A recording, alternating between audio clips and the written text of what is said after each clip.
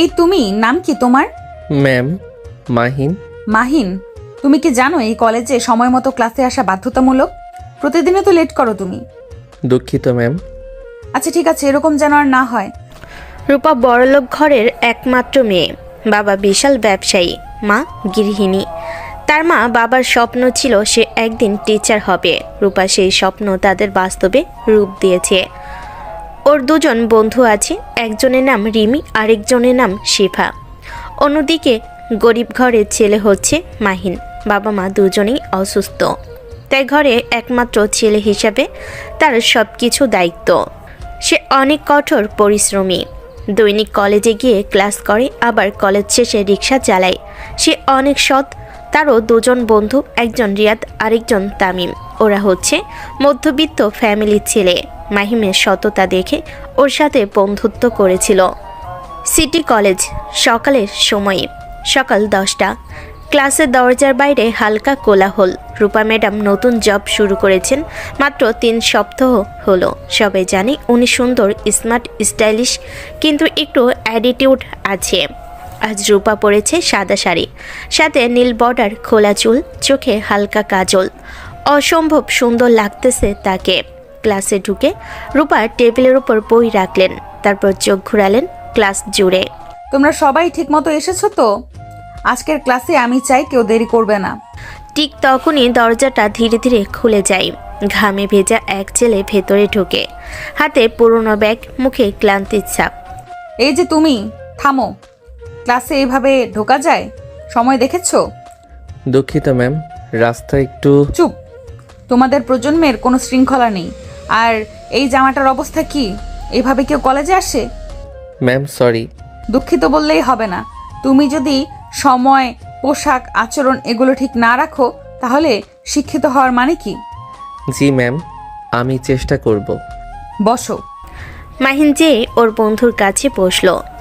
কিরে ভাই, তুই কি সারাদিন বাসের উপরে থাকিস নাকি? শালা একটু আগে আসবি না?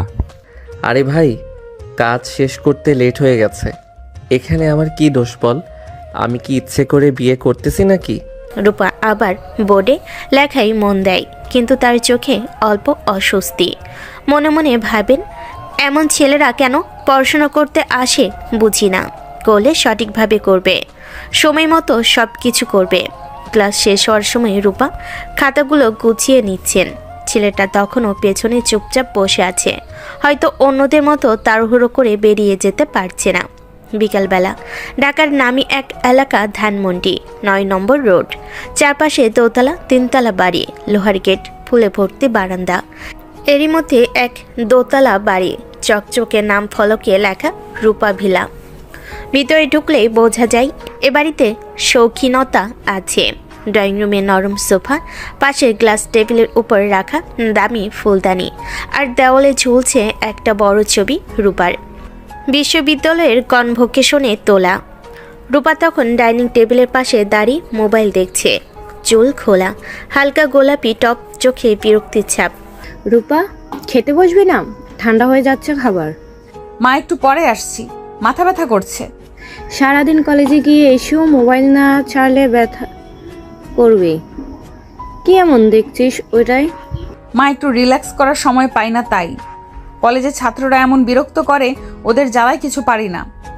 আবার কারোর সঙ্গে ঝামেলা করেছো নাকি? তোর এই গরম মেজাজ একটু কমাস। সবাই তো বলে আমাদের মেয়েটা সুন্দরী, বুদ্ধিমতী, কিন্তু রাগটা একটু বেশি। বাবা, এখনকার ছাত্ররা শৃঙ্খলা বোঝে না। আজকে একটা ছেলেকে ক্লাসে ধমক দিলাম, এমন জামা পরে আসে যেন বাজারের দোকান থেকে সরাসরি ক্লাসে ঢুকে পড়েছে। ওহো, তুই আবার কাকে কি বললি? ছেলেটা আবার মনে কষ্ট পেয়ে কিছু করে না তো? আমি সত্যি বলেছি মা, শিক্ষক মানে শুধু পাঠ্য বই শেখানো না, চরিত্রও গড়তে হয়। যদি এখনই শিখতে না পারে, ভবিষ্যতে সমাজে জায়গা পাবে কিভাবে? আমাদের মেয়ে একদম নিজের মতো করে জীবন দেখে।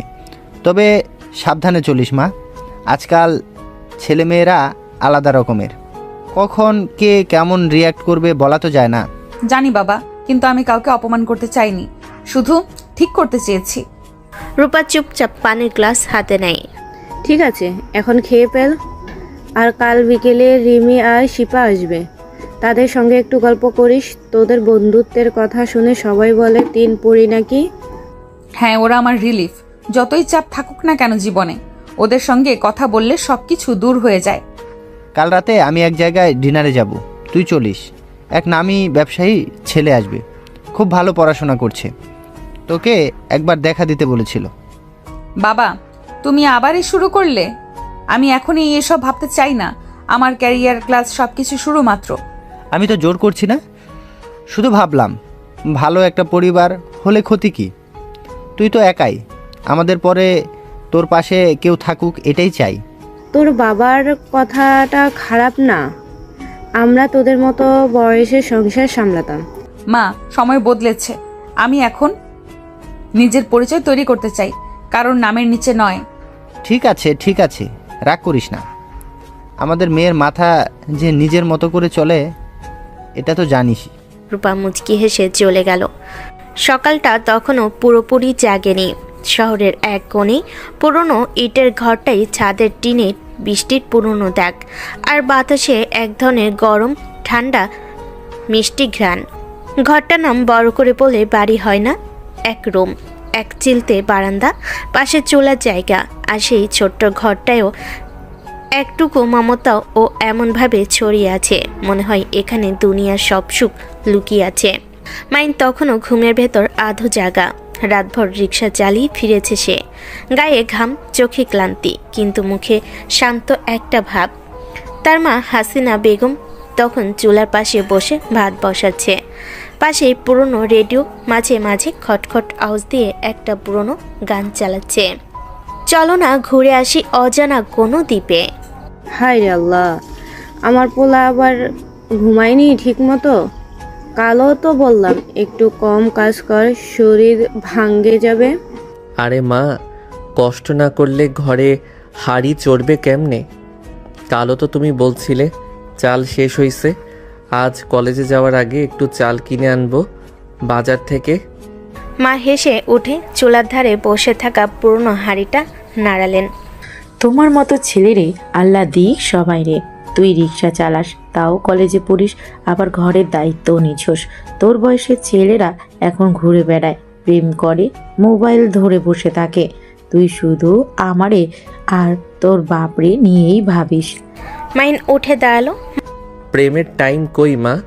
প্রেম করলে তো 3 বেলা খাওয়া লাগবে, কফি খাওয়াতে হবে, গিফট দিতে হবে। আমার প্রেমে এ বাড়িতে। মা চুপ করে গেল, চোখে জল চিকচিক করছে, কিন্তু হাসি দিয়ে ঢেকে দিলেন। আহারে, আমার জীবন তোদের নিয়েই, তোরে মানুষ করব ইনশাআল্লাহ। একদিন তুই অফিসে কাজ করবে, নিজের একটা ঘর হবে। আমি ওই ঘরের চৌকাঠে বসে তোরে অফিসে যাইতে দেখব, এই স্বপ্নটাই দেখি। ইনশাল্লাহ আম্মু। বাবা রহিম মিয়া তখন পাশে চেয়ারে বসে কাশছে। পুরনো একটা গামছা দিয়ে মুখ মুছে বলল, এই ছেলে, তোমার মা আবার কেঁদে ফেলবে। সকাল সকাল দুঃখের গল্প না করি, চলো। আজকে আবার কলেজ নাকি রিক্সা আগে? কলেজ আগে, তারপর দুপুরে রিক্সা, বিকেলেও হয়তো লাগবে। আজ কলেজে টিচার রূপা ম্যাম থাকবেন, বলেছে একটা প্রেজেন্টেশন দিতে হবে। ওই তো, কলেজের নাম নিতে শোনা গেলে গর্ব লাগে। আমি তো বুঝি না এসব, ইংরেজি টিচারদের প্রেজেন্টেশন কেন লাগে, কিন্তু তোর মুখে শুনে ভালো লাগে রে। টিচার হইলে করা হইতেই হয়, তাই না? মানুষ গড়ার কাজ তো। তোর বাপও তো করা ছিল আমারে নিয়ে। ওই পুরনো কথা আনিস না আবার। আমি করা ছিলাম তোর ভালোর জন্য। তোমরা এখনও ছোট ছেলের মতো ঝগড়া করো। এই ঘরে যদি কেউ সুখে থাকে তাহলে সেটা তোমরা দুইজন। আমি শুধু দেখি এই অভাবের ঘরে কত শান্তি লুকানো আছে। একটু পরে মা একটা পাতিল থেকে ভাত নামায়, তাতে ডাল, আলু ভর্তা আর একটু শুকনো মরিচ। এই তাদের সকালের খাবার। মা ভাত তুলে মাহিনের সামনে রাখে। খা, গরম গরম। ডালটা একটু বেশি লবণ হয়ে গেছে। মা, তোর হাতের রান্নায় লবণ বাড়লে সেটাও মিষ্টি লাগে। আহা, দারুণ হইছে। তুমি জানো আমি কয়টা দোকানে খাইছি, কিন্তু তোমার মতো ডাল কেউ রান্না করতে পারে না। এই কথাটা শুনলেই আমার ঘরের সব ক্লান্তি দূর হয়ে যায়। বাইরে তখন সূর্য উঠছে। রিকশার ঘন্টা, বাচ্চাদের স্কুলে যাওয়ার আওয়াজ। পাশের বাড়ির রেডিও সব মিলিয়ে শহরের ভোরটা জমে উঠেছে। মাহিনের বাবা হালকা কাশতে কাশতে চায়ের কাপ নিয়ে বসে আছে। রিক্সাটা ঠিক আছে তো? কাল দেখলাম টায়ার আবার একটু ঢিলা। হ, ঠিক করব বিকেলে। মনু ভাইয়ের দোকানে দেব, উনি কম দামে কাজটা করে দেয়। বাবা, তুমি ডাক্তার দেখাও না কেন? কাশি বেড়ে গেছে। ডক্টর দেখাইতে টাকা লাগে রে। তুই রিক্সা চালাস, কলেজে পড়িস, আমি কেমনে চাই? তোর মা একটু গরম পানি দেয়, আর ওষুধের দোকানে যে সিরাপটা আছে সেটা খেলেই কেটে যায়। কেটে যায় না। আমি কাল ওই দোকানে যাবো, তোমার জন্য সিরাপ আনবো। এইবার আর না বলবা না। মাহিন খাবার খেয়ে উঠে দাঁড়ায়। শার্টটা একটু পুরনো কিন্তু ধোয়া পরিচ্ছন্ন। ব্যাগে বই গুছিয়ে নেয়, একটা ছোট্ট বোতলে পানি নেই। এই ব্যাগটা তো ছিঁড়াই গেছে, নতুন একটা কিনে নিস। আহারে মা, নতুন ব্যাগ কেনার চেয়ে চাল কেনা বেশি দরকার। এইটা চলবে এখনো? তোর মতো ছেলের রাখে একটা হয়। আমি তোকে নিয়ে গর্ব করি, অনেক বড় হ। দোয়া করো মা। প্রতিদিনের সকাল মানে নতুন লড়াই। কেউ যুদ্ধ করে অফিসে, কেউ মাঠে, কেউ রাস্তায়, আর মাহিন যুদ্ধ করে নিজের ভেতরে অভাবের সঙ্গে। কিন্তু কলেজের গেট পেরোলেই সে সব ভুলে যায়, যেন দারিদ্র্যের সীমানা পেছনে ফেলে এক দণ্ড নতুন পৃথিবীতে ঢুকে পড়ে। যেন দারিদ্র্যের সীমানা পেছনে ফেলে এক খণ্ড নতুন পৃথিবীতে ঢুকে পড়ে। সকাল 8টা পেরোতেই কলেজের আঙ্গিনায় জমে উঠেছে এক অন্যরকম কোলাহল। কারো হাতে ক্রিকেট ব্যাট, কারো হাতে ফাইল, কেউ আবার গেটের পাশে দাঁড়িয়ে চা খাচ্ছে। চারপাশে ছাত্রছাত্রীদের হাসি, গল্প, হুটহাট ফিসফিস, সব মিলিয়ে প্রাণবন্ত এক সকাল। গেটের ধুলোয় ভরা পথে ঢুকছে মাহিন। গেটের পাশে দাঁড়িয়ে আছে রিয়াদ, হাতে চা, মুখে বড়সড় হাসি। ওরে মাহিন, এদিকে রে ভাই। কই তুই? ভাবছিলাম আজকেও লেট মারবি। আরে না রে, আজ একটু আগে বের হইছি। মা ভাতটা তাড়াতাড়ি দিছে। আগে বের হয়েছিস তাও এই সময় এলি? তুই না একদিন বলেছিলি সময়ই টাকা? তাহলে বুঝি তোর টাকাও একটু দেরিতে আসে, হ্যাঁ? নে ভাই চা খা, আজকে বিল আমি দিব। তোদেরটাই তো খাই ভাই, কোন দিন খাওয়াতে পারলাম না। আল্লাহ বানাইলো গরিব। এই কথাটা বাদ দে ভাই, গরিব বললে গালি মনে হয় এখন। তুই আমাদের টিমের সেরা খেলোয়াড়, তোরে ছাড়া খেলা জমে কেমনে? খেলা? আজ আবার কি খেলা? আরে ভাই, শুনছিস না কলেজে নাকি ইন্টার ডিপার্টমেন্ট ফুটবল টুর্নামেন্ট হবে এই মাসের শেষ সপ্তাহে। আজ স্যার নোটিশ লাগাইছে বোর্ডে। সত্যি? আমি তো দেখলাম না। তুই ক্লাসে গেলে কেমনে দেখবি? সারাদিন তো কাজ আর ক্লাসের মাঝখানে ঝড়ের মতো চলাফেরা করিস। তোর নাম আমরা আগে দিয়ে দিছি, আমাদের টিমে ফরওয়ার্ড তুই। আরে ধুর, আগে জিগাইয়া নিস। আমি এখন রিক্সাও চালাই, কলেজে আসি, আবার খেলা খেললে শরীর টিকবে নাকি? ভাই তুই খেললেই টিম আগুন লাগে। গত বছর তুই না গোল মেরে কলেজ নাম কইরা দিছস। ওইটা ভাগ্য ছিল রে। তাও দেখি যদি সময় পাই খেলবো। ওরা সবাই হাঁটতে হাঁটতে ক্যান্টিনের দিকে যায়। ক্যান্টিনে পুরনো টিনের ছাদে সূর্যের আলো পড়ে চকচক করছে। ভিতরে একপাশে পাউরুটি, সিঙ্গারা, ডিম ভাজি, আর কোণে একটা পুরনো ফ্যান ঘুরছে ক্লান্তভাবে। ভাই এখন সিরিয়াসলি প্ল্যান করি, কে কোন পজিশনে খেলবো। আমি গোলকিপার থাকবো, আমার হাতে আগুন বল ধরবো, তবু মিস করবো না। ও আগুন আছে ঠিকই, কিন্তু গতবার হাতেই বল ঢুকাইছিলি, মনে নাই? তুই বল ধরবি না, বল তোরে ধরবে। এখন দেখি ম্যাচে কে হারে। তো যদি গোল না মারিস, আমি তোরে পিঠিয়ে চড়ে ঘুরাইবো মাঠে। সবাই হেসে উঠল। কথাবার্তা হাসি ঠাট্টার মাঝে ক্যান্টিনের মালিক হাসান চাচা এসে বলে, ওরে তোরা আজ টিফিন দিবি না নাকি? 1 কাপ চা খা, তারপর খেলা করিস। পড়াশোনা কেউ করে না আজকাল। চাচা আজকে টাকা নাই, কাল দেবো। জানি, কাল মানে কখনোই না। চাচা আমার নামে লিখে রাখেন, কাল আমি দিব।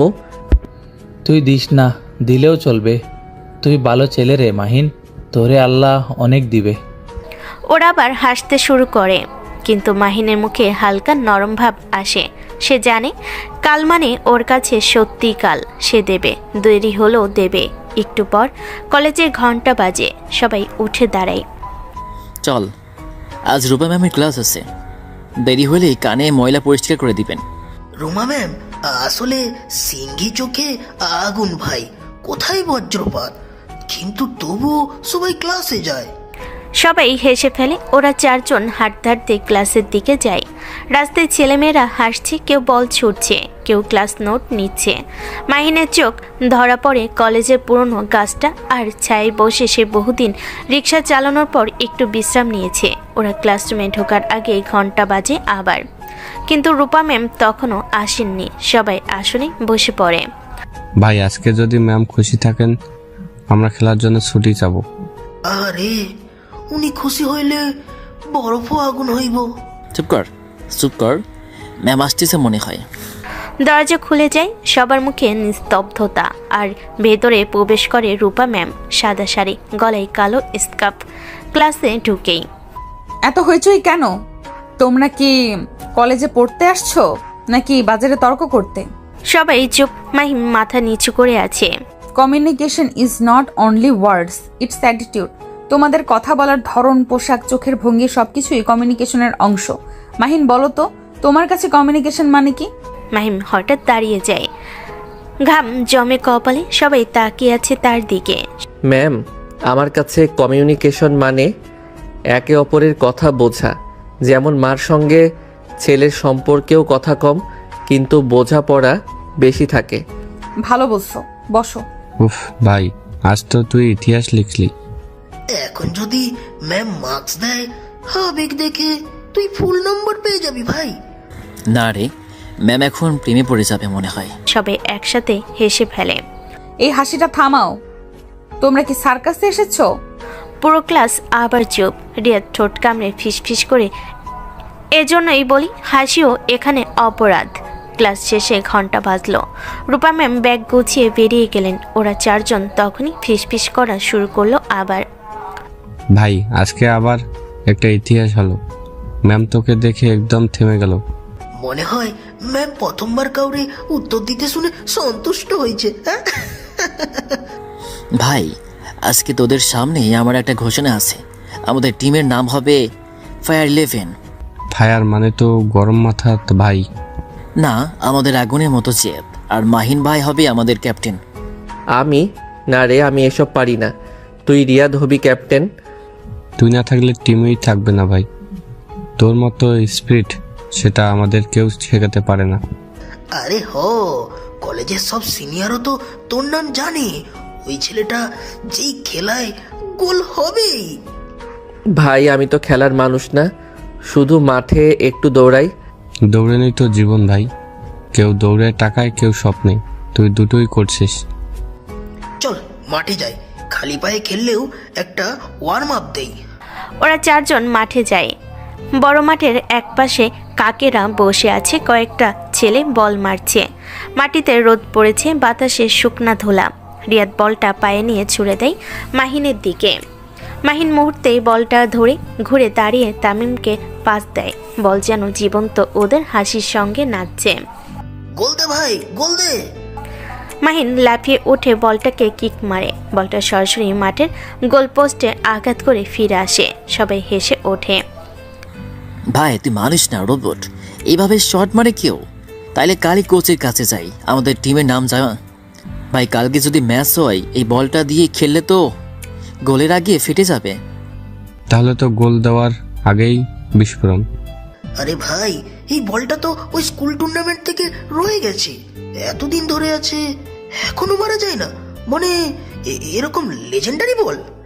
আমাদের মতোই তো ভাই, ফাটা জামা, পুরনো জুতা, তবুও মাঠে নামিয়ে হাসি মুখে। ঠিক বলছিস ভাই। আমাদের টিমের নাম হওয়া উচিত লাস্ট হোপ। লাস্ট অফ মানে কি? শেষ আশার দল। ব্যানারেই লিখবো, আমরা হারলেও হাসি। হা হা হা। লাস্ট হোপ মানে কি? শেষ আশার দল। ব্যানারেই লিখবো, আমরা হারলেও হাসি। না ভাই, আমি তামিমের নামটাই পছন্দ করি, ফায়ার 11-এ শুনতেই আগুন আগুন লাগে। নাম যাই হোক ভাই, আমরা যদি একসাথে খেলি সেটাই বড় ব্যাপার। আমি চাই আমরা শুধু টিম না, পরিবার হই। ওদের চারজনের কিছুক্ষণের জন্য ওরা চারজনেই কিছুক্ষণের জন্য চুপ হয়ে যায়। চারপাশে রোদ ঝলমল করছে, বাতাসে ঘাসের গন্ধ। দূরে কয়েকটা মেয়ে হাঁটছে, তাদের মধ্যে রূপাও আছে, কিন্তু মাহিনের চোখ পড়লেও সে চুপ করে থাকে। ভাই কালকে রূপা ম্যাম আবার কাকে বকবে জানিস? অবশ্যই তোরে, কারণ তুই রুটিনের শেষ ঘন্টায়ও আসিস। না ভাই, এবার নতুন ম্যাম শিকার খুঁজবে। সবাই হেসে ওঠে। মাহিন একটু অপ্রস্তুত হয়ে যায়। তোরা সব কিছুতেই ম্যামকে নিয়ে পড়ো কেন? উনি ভালো টিচার, সিরিয়াস মানুষ। ভাই সিরিয়াস মানুষরাও কখনো কখনো চোখে মায়া রাখে। আজকে তোকে জিজ্ঞেস করার পর ওনার চেহারায় কিছু একটা ছিল, বুঝলি? মানে আমাদের ভাইয়ের দিকে ম্যামের হৃদয় একটু নড়ে চড়ে বসেছে।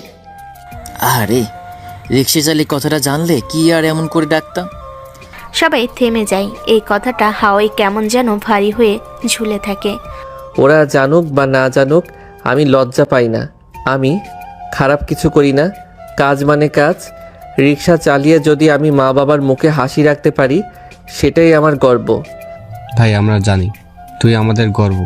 তুই খেটে যাচ্ছিস, কারো কাছে হাত পাতিস না, সেটাই বড় কথা। একদিন তো নিজের বাইক থাকবে ভাই, তখন তুই রিক্সা না স্পিডে স্বপ্ন চালাবি। হ্যাঁ, আর আমরা পেছনে বসে বলবো, ক্যাপ্টেন মাহিন স্পিড কমা। সবাই আবার হেসে ওঠে। হাসির ফাঁকে বাতাসে একটা সুখের গন্ধ ভেসে বেড়ায়। একটু পর ওরা ক্যান্টিনে যায়। ওরা বসে আছে একসাথে, সামনে 3 কাপ চা আর বিস্কিটের প্যাকেট। ভাই কালকের খেলায় কাদের সাথে আমাদের ম্যাচ? কমার্স ডিপার্টমেন্টের সাথে। ওরা কিন্তু শক্ত দল। রাফি ভাই আছে, ফুটবল খেলোয়াড়। রাফি ভাইয়ের নাম শুনে ভয় পাস না, আমি আছি। হ্যাঁ তুই থাকলে ভয় না, কিন্তু গোল পোস্টটাই ভয় পায়। ভাই আমাদের ভয় পেতে হবে না, আমরা খেলবো মন থেকে।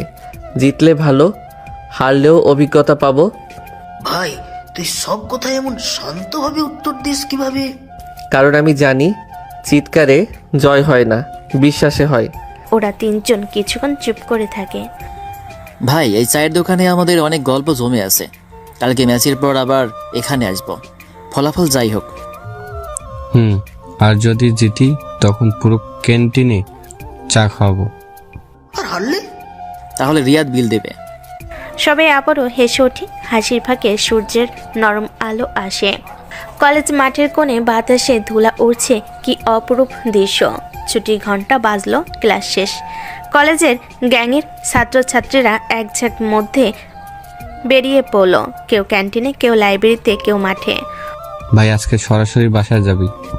না ভাই, একটু গ্যারেজে যাব, আজ সন্ধ্যা পর্যন্ত চালাতে হবে। তোরা তো প্রতিদিন এইভাবে দেখি, ক্লাস কাজ আবার রাতে পড়া। ক্লান্ত হোস না ভাই? ক্লান্তি আসে না ভাই, ক্লান্তই আসলে তো স্বপ্ন বন্ধ হয়ে যাবে। ঠিক বলেছিস ভাই, এগিয়ে যা তুই, মন থেকে দোয়া করি রে ভাই। ওরা 3 জন হেসে চলে যায়। মাহিন এক রাস্তা ধরে হাঁটে, তার মুখে হালকা হাসি। মাহিন গ্যারেজের দিকে আগাতে থাকে। একটা ছোট অন্ধকার গ্যারেজ, রিকশার আওয়াজ, তেলের গন্ধ আর ভাঙ্গা লাইটের নিচে লোকজন বসে চা খাচ্ছে।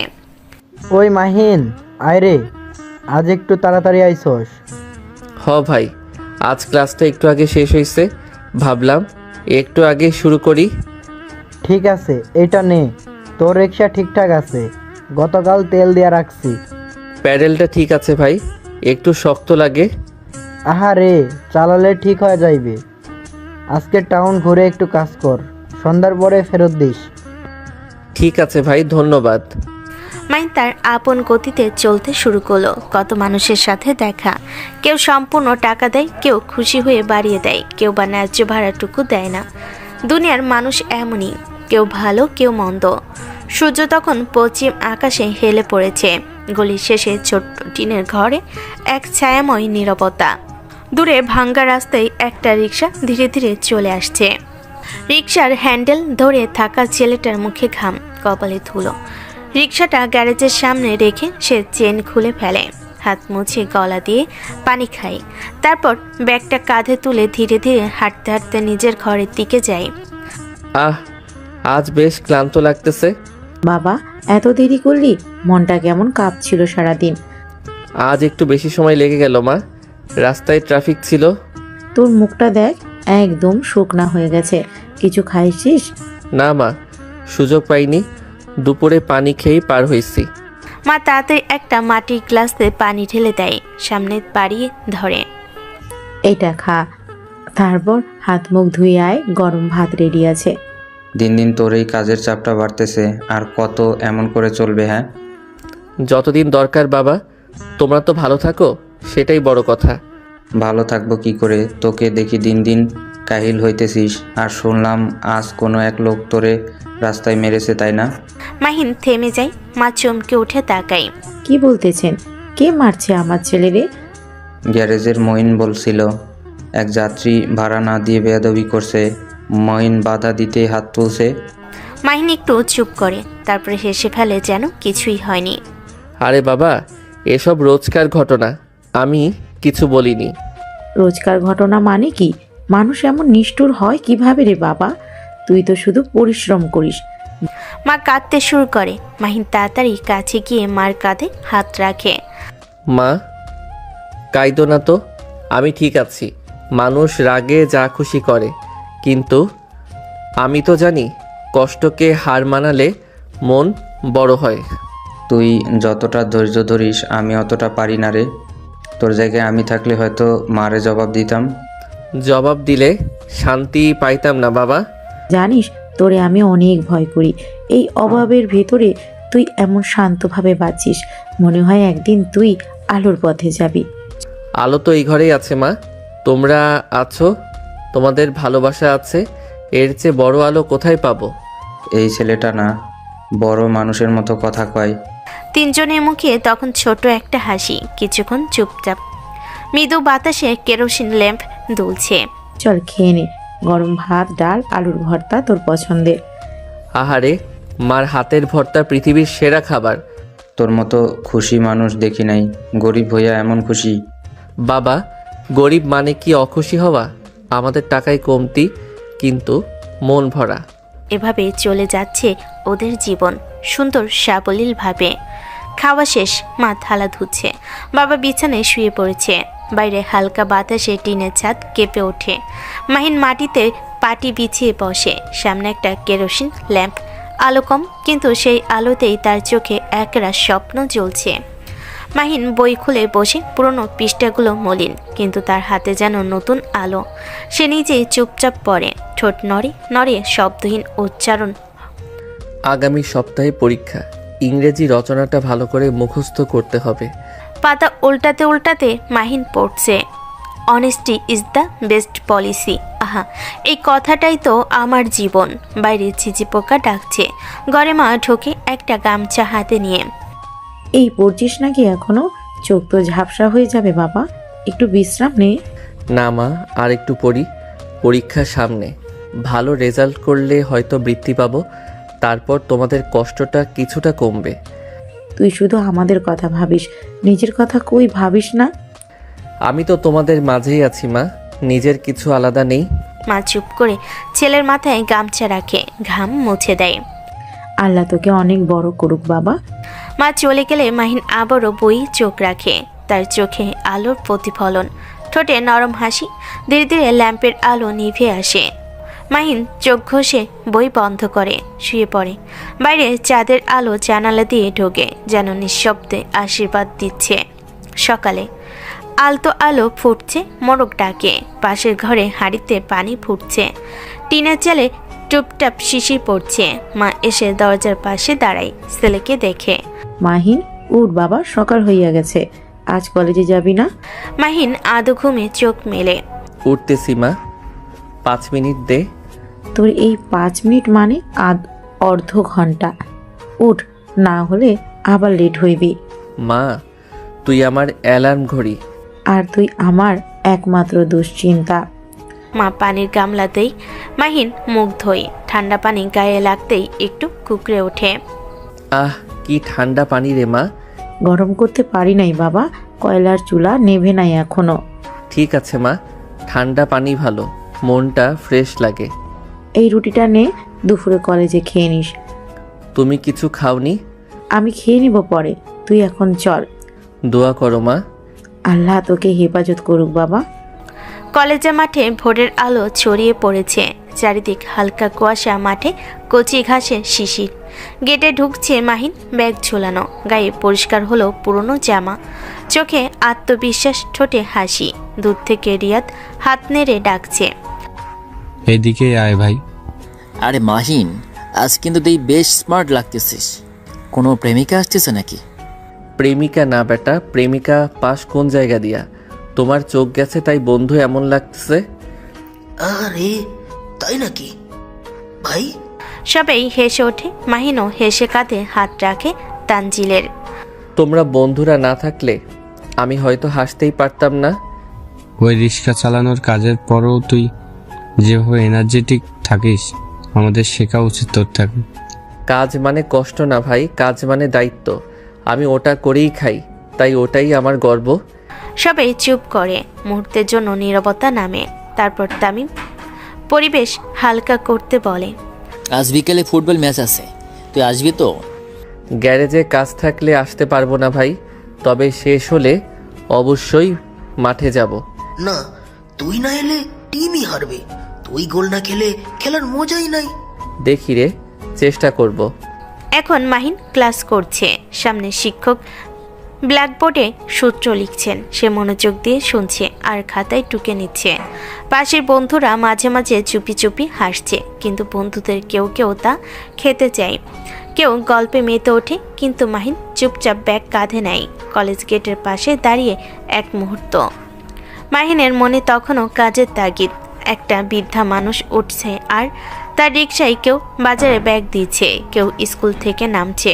রিকশার ঘন্টি বাজে, চাকার শব্দ যেন গান বাজে।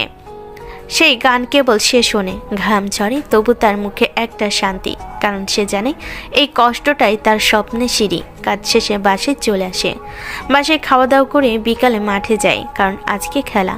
মাঠে বড় বড় ব্যানার টানানো, চারিদিকে ছাত্রদের ভিড়, কেউ হুইসেল বাজাচ্ছে, কেউ ব্যানার নেড়ে চিৎকার করছে। বাতাসে উত্তেজনা টকবক করছে। ক্যামেরা ঢোকে মাঠের এক কোণে। এখানে 4 জন বন্ধু দাঁড়িয়ে, রিয়াদ, তামিম, তানজিল আর মাহিন। 4 জনের মুখে উচ্ছ্বাস, কিন্তু মাহিনের চোখে একটু লজ্জা। ওই ভাই মাহিন, আজকে কিন্তু হেরে গেলে তোরে আমরা বাসে ঢুকতে দেব না। একদম ঠিক কইছিস, আজকে কিন্তু খেলার দিন, কলেজের সুনাম। আমি তো জার্সিটা একদম ধুইয়া ইস্ত্রি কইরা আনছি, কিন্তু আমাদের টিমের ক্যাপ্টেন যদি দুর্বল হয়ে পড়ে তাহলে কিন্তু গোলের আশা নাই ভাই। আরে ভাই রে, তোরা এমন করতেছ কেন? আমি তো ভয় পাই না, তবে আজ রোদটা জঘন্য। রোদ না থাকলে মাঠ কেমন লাগে? সূর্যের আলো ছাড়া খেলা হয়? তোরে দেখে তো মনে হয় তুই সূর্যকেও হারাই দিবি। আরে ওরে দেখ, হাসতেছে। এখন ঠিক গোল না দিলে কিন্তু ওর হালুয়া বানাবো। গোল আমি দেব ভাই, চিন্তা করো না। তবে টিম ওয়ার্ক না থাকলে গোল হইব না, একা আমি কিছু করতে পারবো না। এখনো লেকচারে নামছিস? মাঠে লেকচার না দিয়ে গোল দে, বুঝাছিস? এখন বল, তুই ফরওয়ার্ডে খেলবি, আমি মিডি, তানজিল ডিফেন্সে আর তামিম গোলকিপার। বাকিরা যার যেমন চায় তেমন পজিশনে খেলুক, ঠিক? আরে গোলকিপার আমি হই, মানে আমার দিকে কেউ আসলেই গোল হইব না, এই নিশ্চয়তা দিচ্ছি। গতবারের মতো বল ধরার বদলে মাথায় খাইবি না তো?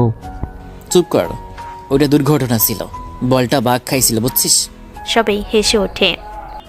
তোমরা হাসো হাসো, পরে দেখবো নে কি করো তোমরা। দূরে হুইসেলের শব্দ শোনা যায়। খেলাটা শুরু হবে। মাঠের ওপারে প্রতিপক্ষ দল দাঁড়িয়ে, রঙিন জার্সি, আত্মবিশ্বাসী চেহারা। ওদের দেখ, মনে হয় ওরা বিশ্বকাপ খেলতে নামছে। মাঠের মাঝখানে 2 টিম দাঁড়ানো, হুইসেল বাজে, খেলা শুরু। রিয়াদ, পাস দে ভাই, পাস দে, আমার সামনে জায়গা খালি। 1 সেকেন্ড দে, বল এখন আমার পায়ের নিচে, একটু ড্রিবল মারি। বেশি ড্রিবল না, নইলে বল হারাবি। রিয়াদ হেসে পাস দেয়, মাহিন বল ধরে, এক ডিফেন্ডার পেরিয়ে যায়, দর্শকরা চিৎকার দেয়। ওরে ভাই, দৌড় দে, দৌড় দে। মাহিন বল নিয়ে এগোয়, কিন্তু হঠাৎ ডিফেন্ডার ব্লক করে ফেলে দেয়।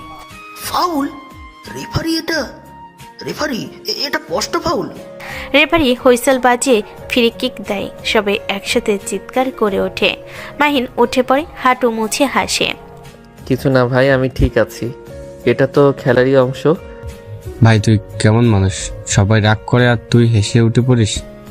রাগ করলে মন ভার হয় ভাই। আমি খেলতে এসেছি, রাগ করতে না। খেলা এগোচ্ছে, সময় কমে আসছে, স্কোর 1-1, দর্শক উত্তেজিত। ভাই এই শেষ 5 মিনিটে যদি গোল না দিই তাহলে কিন্তু আমাদের নাম থাকবে ইতিহাসে ড্র টিম। এবার শুধু মাহিনের উপর ভরসা। ভাই রক্ষণের দায়িত্ব আমি নিচ্ছি, কেউ ঢুকতে পারবে না। রিয়াদ বল পাস দেয়, মাহিন পায়ের নিচে নাই, সামনে 3 জন ডিফেন্ডার। দর্শকদের চিৎকার, মাঠে গর্জন। মাহিন প্রথম ডিফেন্ডারকে পাশ কাটিয়ে যায়, দ্বিতীয় ঘুরে পেরিয়ে যায়, তৃতীয় জন সামনে আসে। সে হঠাৎ বলটা হালকা করে লভ করে, তারপর নিচে ছুটে গিয়ে বলটা আবার নেয়। ভাই শট দে ভাই। মাহিন বলটা তুলে নেয়, এক ঝটকায় কিক করে দেয়। বল বাতাসে ঘুরে গোলপোস্টের দিকে ছুটে যায়, আর সেই মুহূর্তটাই যেন সময় থেমে যায়। বলটা বাতাসে উড়ে সূর্যের আলোয় ঝিকমিক করে, আর তারপর জালে গিয়ে লেগে থামে। গোল। মাঠ জুড়ে চিৎকার, গর্জন, হাততালি। মাহিন দাঁড়িয়ে নিঃশব্দে হাসছে। কেউ তার নাম ধরে ডাকছে, কেউ ছুটে এসে জড়িয়ে ধরছে। বন্ধুরা তাকে কাঁধে তুলে নেয়। তামিম চেঁচিয়ে বলে, আমরা জিতেছি ভাই। রিয়াদ আর তানজিল হাততালি দিচ্ছে। সূর্য তখন ধীরে ধীরে ডুবে যাচ্ছে মাঠের পেছনে। ঘামের গন্ধ, ধুলোয় ধোয়া আর সেই হাসির শব্দে ভরে গেছে চারপাশ। খেলা শেষে সবাই বাড়ি চলে যায়। পরের দিন সবাই আবার ক্লাসে আসে। ভাই ভাবতে পারছিস আমরা আসলে ফাইনালে চলে গেছি। এই কলেজের ইতিহাসে এইবারও আমাদের ডিপার্টমেন্ট ফাইনালে যায়নি। ভাই আমি এখনো বিশ্বাস করতে পারতেছি না, গতকাল তো মাঠে আমরা আগুন লাগিয়ে দিছি। আগুন লাগাইছিস ঠিকই, কিন্তু বল ধরার জন্য যে তুই হোঁচট খাইছিলি সেই দৃশ্যটা এখনো আমার চোখে ভাসে ভাই। ওইটা ছিল নাটকীয় স্লাইড, বুঝছিস? ওইটাই দর্শক টানছিল। হ্যাঁ রে, ওর ওই স্লাইডে আমার হৃৎপিণ্ড বন্ধ হয়ে যাচ্ছিল। মনে হয়েছিল বল গোল পোস্টে ঢুকবে। কিন্তু শেষে কি হইল? মাহিন ভাইয়ের কিক একদম সিনেমার মতো, বল জালে লাগেই সবাই দাঁড়িয়ে চিৎকার করছিল, মাহিন মাহিন। ভাই ওই মুহূর্তটা আমি কোনোদিনও ভুলবো না রে। ওইটা শুধু গোল না, ওইটা আমাদের একটা পরিশ্রমের ফল ভাই। একদম ভাই, আমরা শুরুতে সবাই হাসতো, বলতো এই ছেলেরা খেলে কি। এখন তারা মাঠে এসে বসে আমাদের দেখতেছে। ওদের মুখ বন্ধ করে দিছি ভাই। মাহিন তুই জানিস, তোর ওই গোলটা না দিলে আজ আমরা এখানে বসে গল্প করতাম না। আমি একা কিছু না ভাই, তোরা না থাকলে গোলও হতো না। রিয়াদের পাস না থাকলে বল পেতাম না। তানজিল না থাকলে ডিফেন্স ভাঙতাম না। তামিম না থাকলে গোল বাঁচত না। আরে থাম থাম, এখন লজ্জা দিস না। তুই আমাদের নেতা ভাই, এই মাঠে সবাই তোরে ক্যাপ্টেন বলে। হ্যাঁ ভাই, এখন থেকে তুই আমাদের ক্যাপ্টেন মাহিন। ভাই জানিস আমি রাতে ঘুমাইতে পারিনি, বারবার মাথায় ঘুরছিল আমরা ফাইনালে। আমিও ভাই ভাবছিলাম এই খেলাটা যদি আমরা জিতি তাহলে পুরো কলেজে আমাদের নাম থাকবে। শুধু কলেজে না ভাই, তখন আমি ফেসবুকে স্টোরি দিব আমরা চ্যাম্পিয়ন। ফেসবুকের আগে প্রথমে জিততে হবে ভাই। ফাইনালের টিম কিন্তু আগের বারের চ্যাম্পিয়ন, ওরা একদম প্রো লেভেল খেলোয়াড়। আমি জানি, ওদের খেলা আমি দেখেছি। ওরা শক্তিশালী, কিন্তু ভয় পাবো না। ঠিকই কইছস ভাই, ভয় না পাওয়াই আসল শক্তি। কিন্তু ভাই আমি একটু চিন্তায় আছি, আমাদের বুক ফাটা জার্সি ছিঁড়ে গেছে। মাঝে হালকা বিরতি, গাছের ছায়া লম্বা হয়েছে। মাহিন ব্যাগ থেকে পানি বের করে খায়। ভাই তুই কাল রিক্সা চালাতে গেছলি, খেলার পর তোর শরীর ব্যথা ছিল না? গেছি ভাই, কষ্ট তো আছেই, কিন্তু ঘরে বসে থাকলে মা চিন্তা করে। একটু চালাইছি, তারপর চলে আসছি। তোরে দেখে ভাই মনে হয় মানুষ চাইলেই কত বড় হতে পারে। কষ্টে থেকেও তুই হাসিস, অন্যের ভালো চিন্তা করিস। সত্যি ভাই তুই আমাদের অনুপ্রেরণা।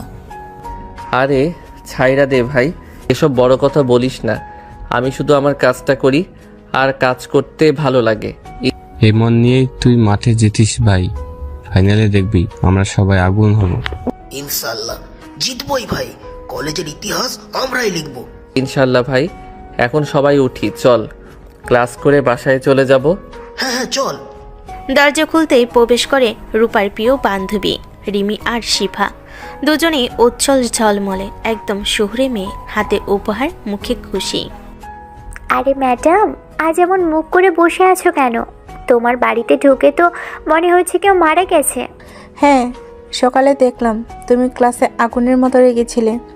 কি হয়েছে বলো তো?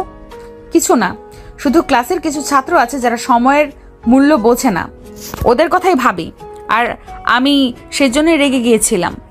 উফ রূপা, তুমি জানো পুরো এক অফিসার। আজকে ক্লাসে সবাই কাঁপছিল ভয়ে।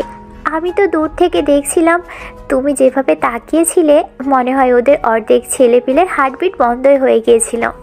কিন্তু মাঝে মাঝে তোমার একটু বেশি সিরিয়াস হওয়া উচিত নাকি?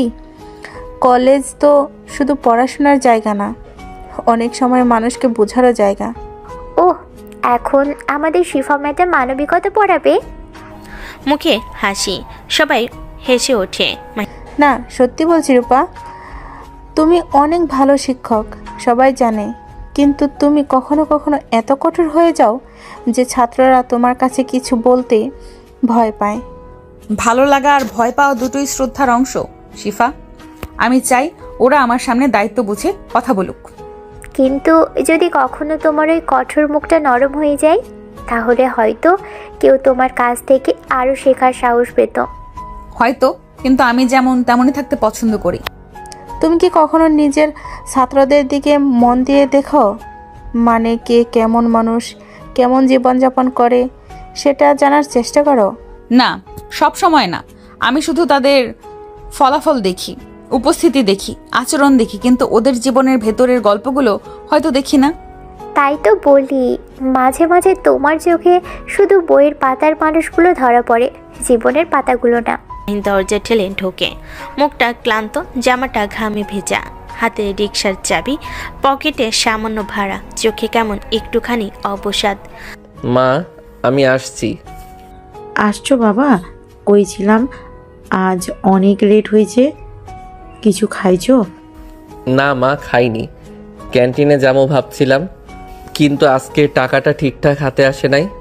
আহারে, সারাদিন গরমে রিক্সা চালাও, কলেজে যাও, আবার খাওন না খাইয়া থাকো। বসো বাবা, আমি ভাত ধইরা দেই। কিরে বাবা, আজ রিক্সা ভালো চললো? ভালোই আব্বা, শুধু এক লোক একটু ভাড়া নিয়ে কথা কইছিল, কিন্তু পরে ঠিক হয়েছে, বেশি কিছু না।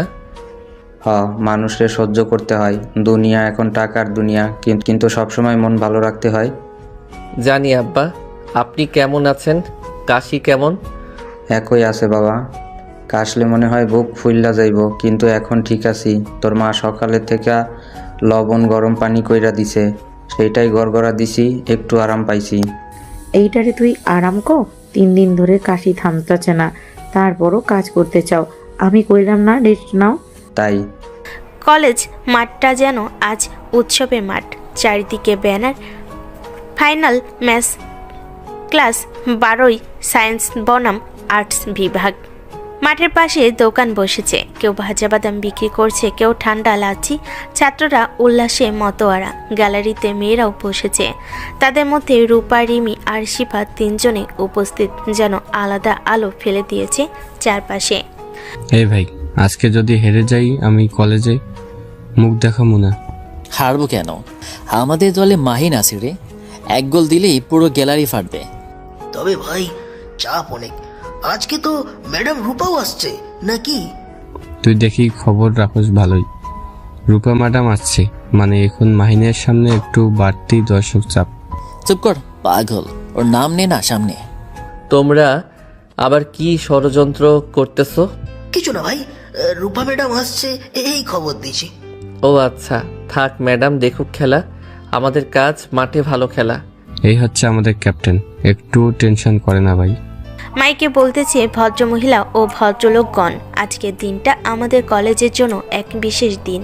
ফাইনাল ম্যাচ শুরু হতে যাচ্ছে কিছুক্ষণের মধ্যে। 2 দলই প্রস্তুত, সায়েন্স বনাম আর্টস। সবাই হাততালি দিল, পুরো মাঠ হাততালি ঝড়। ছাত্ররা চেঁচাচ্ছে, ঢাক বাজছে, পতাকা উড়ছে, রেফারির হুইসেল বাজলো, মাঠে একসাথে দৌড় শুরু হলো। বলটা ছুটে গেল ঘাসের উপর দিয়ে। ধুলোয় মেঘ উড়ে উঠল পায়ের তলে। মুহূর্তের মধ্যে সায়েন্স আর আর্টস দলের সংঘর্ষ শুরু। এক একটা ট্যাকল যেন বজ্রপাতের মতো, এক একটা পাত যেন তলোয়ারের মতো ধারালো।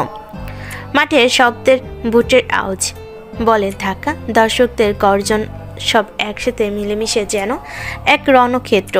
মাহিন তখন মাঠের মাঝ বরাবর দৌড়াচ্ছে। তার চোখে কোনো ভয় নেই, শুধু এক অদ্ভুত স্থিরতা।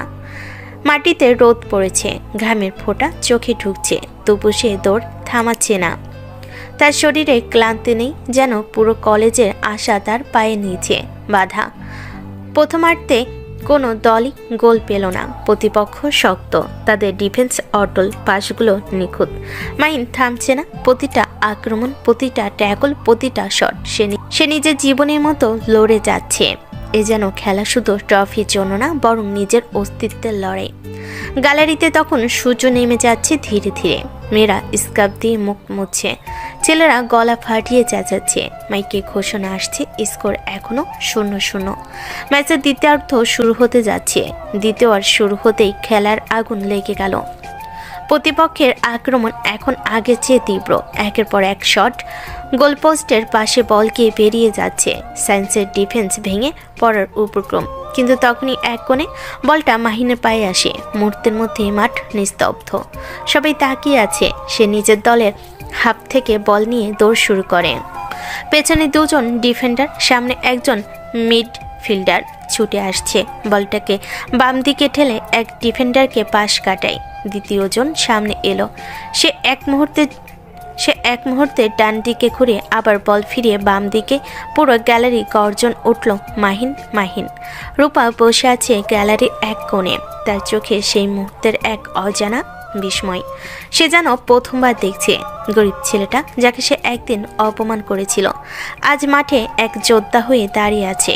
তার প্রতিটা দৌড় যেন আগুনের রেখা আঁকছে ঘাসের উপর। মাহিন এখন পেনাল্টি বক্সের কাছে। গোলকিপার দাঁড়িয়ে আছে প্রস্তুত। ডিফেন্ডাররা ছুটছে পেছন থেকে। সে বলটাকে থামে। হঠাৎ এক শট নিল। বলটা উড়ে গেল বাতাসে, সোজা গোলপোস্টের ডান দিকের কোণে। এক মুহূর্তে নীরবতা, তারপর পুরো মাঠ বিস্ফোরিত হয়ে গেল। গোল! গ্যালারিতে সবাই লাফিয়ে উঠল। পতাকা উঠছে, ছাত্ররা একে অপরকে জড়িয়ে ধরছে। কেউ চিৎকার করছে, কেউ কাঁদছে আনন্দে। রিয়াদ, তামিম, তানজিল ছুটে এসে মাহিনকে জড়িয়ে ধরল। মাঠ যেন উল্লাসে কাঁপছে। খেলা কিন্তু এখানে শেষ হয়নি। আর্টস দল হাল ছাড়েনি। তারা এখন সর্বশক্তি দিয়ে আক্রমণ শুরু করেছে। একের পর এক শট। মাহিন ডিফেন্সে নেমে বল কেড়ে নিচ্ছে, আবার সামনে দৌড়াচ্ছে।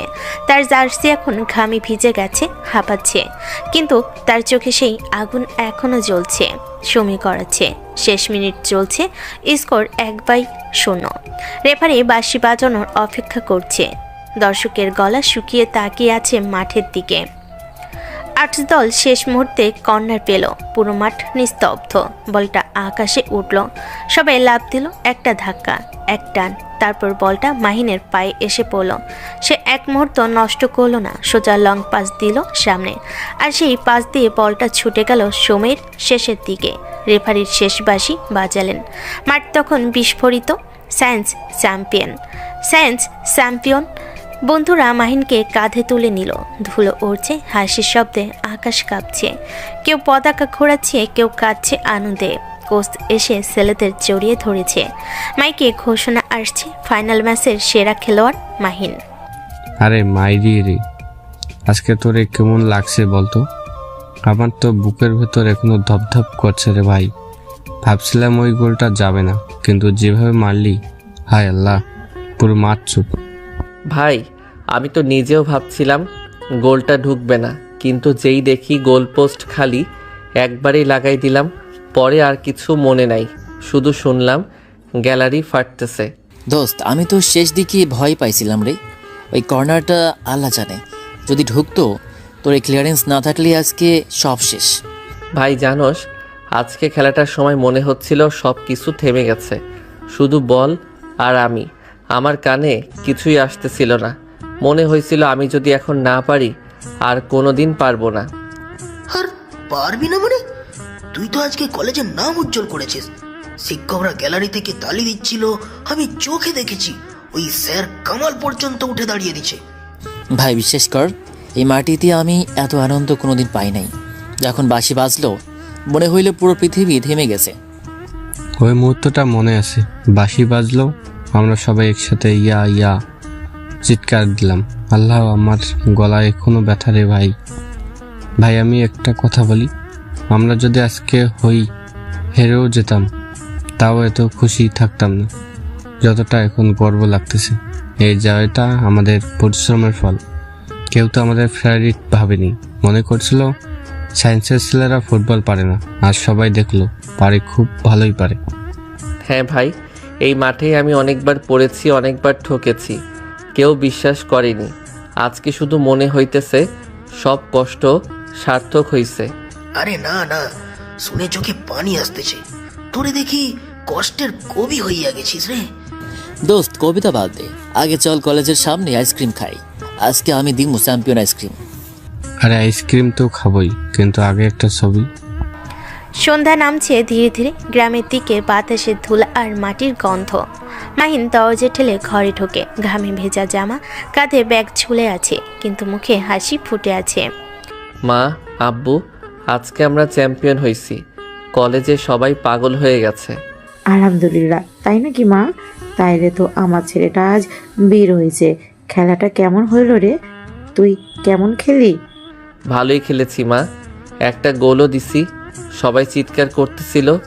শেষ বাঁশি বাজার পর মনে হয়েছিল পুরো মাঠ আমাদের। গোল দিছস মানে? তাইলে তো সত্যি ভালো খেলছিস। আমাদের সময় আমরাও খেলতাম জানোস, ওই মাঠে না, স্কুলের পেছনের ধানের মাঠে। বল ছিল ফাডা, কিন্তু মজা ছিল দুনিয়ার সেরা। হা হা, আব্বু আপনি খেলতেন কোন পজিশনে? আমি ছিলাম ডিফেন্ডার, শক্ত ডিফেন্ডার, কেউ আমার সামনে দিয়ে যাইতে পারতো না। তখন বল মানে ছিল প্রাণ। একবার এক খেলায় বল ধরতে গিয়া পড়ে গেছিলাম, হাঁটু কেটে গেছিল, এখনো দাগ আছে দেখ। ওই দাগের গল্পটা কতবার শুনবো রে? প্রতিবারই নতুন করে বলেন। আরে ওই দাগ না থাকলে তোমার ছেলে আজ চ্যাম্পিয়ন হইতো না। রক্তের খেলার গুণ আছে। হা হা হা, ঠিক কইছেন আব্বু। আল্লাহ তোরে হেফাজতে রাখুক বাবা। তুই পরিশ্রম করছিস, তোর কপাল ভালো হোক। আজকে তোর মুখে যে হাসি দেখতেছি, অনেকদিন পর এমন আনন্দ দেখলাম। ঠিক কইছো। গরিব হইলে কি হয়েছে, মন চাইলে মানুষের অনেক কিছু করতে পারে। তুই যেমন পরিশ্রম করতেছিস, আল্লাহ চাইলে একদিন তোরে কেউ থামাইতে পারবে না। আব্বু, মা, আমি চেষ্টা করবো ইনশাল্লাহ। এখন চেষ্টার কথা বাদ দে, আগে খাবার খা। তোর জন্য ভাত ডাল গরম করে রাখছি। খেলায় যত এনার্জি খরচ করিস, এখন ভাত খা, তারপর একটু ঘুমা। কাল আবার কলেজে তোরা তারকা হইয়া যাইবি, তাই না? জানি না আব্বু, তবে আজকে মনে হইতেছে আমি সত্যি কিছু করতে পারছি। জানোস, তোর ওই খেলাটা মনে করাইয়া দিল আমার ছোটবেলা। তখন আমি গেঞ্জি পরে মাঠে নামতাম, খালি পায়ে বল মারতাম, তখনকার আনন্দ অন্যরকম ছিল রে।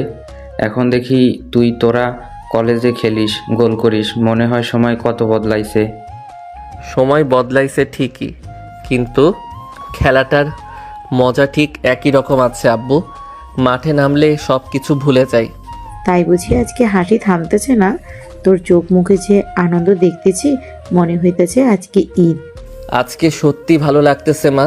আমরা গরিব, কিন্তু আজকে মনে হইতেছে আমি কারো থেকে কম না। ঠিক এই কথাটা আমার ভালো লাগলো। মনে রাখিস, মানুষকে বড় বানায় টাকা না, মন থাকলে তুই যে কোনো কিছু করতে পারবি। আল্লাহ তোরে আশীর্বাদ দিক মা। তুই অনেক কষ্ট করিস, কিন্তু কখনো অভিযোগ করিস না। এখন এইসব কথা বাদ দে, ভাত খা, তারপর ঘুমা। সকাল সকাল কলেজে যাইবি তো? যাবো মা, অবশ্যই যাব। কাল তো সবাই খেলার কথা বলবে, আমি চাই না দেরি হোক। আর লেট কইরা যাস না, বুঝছিস?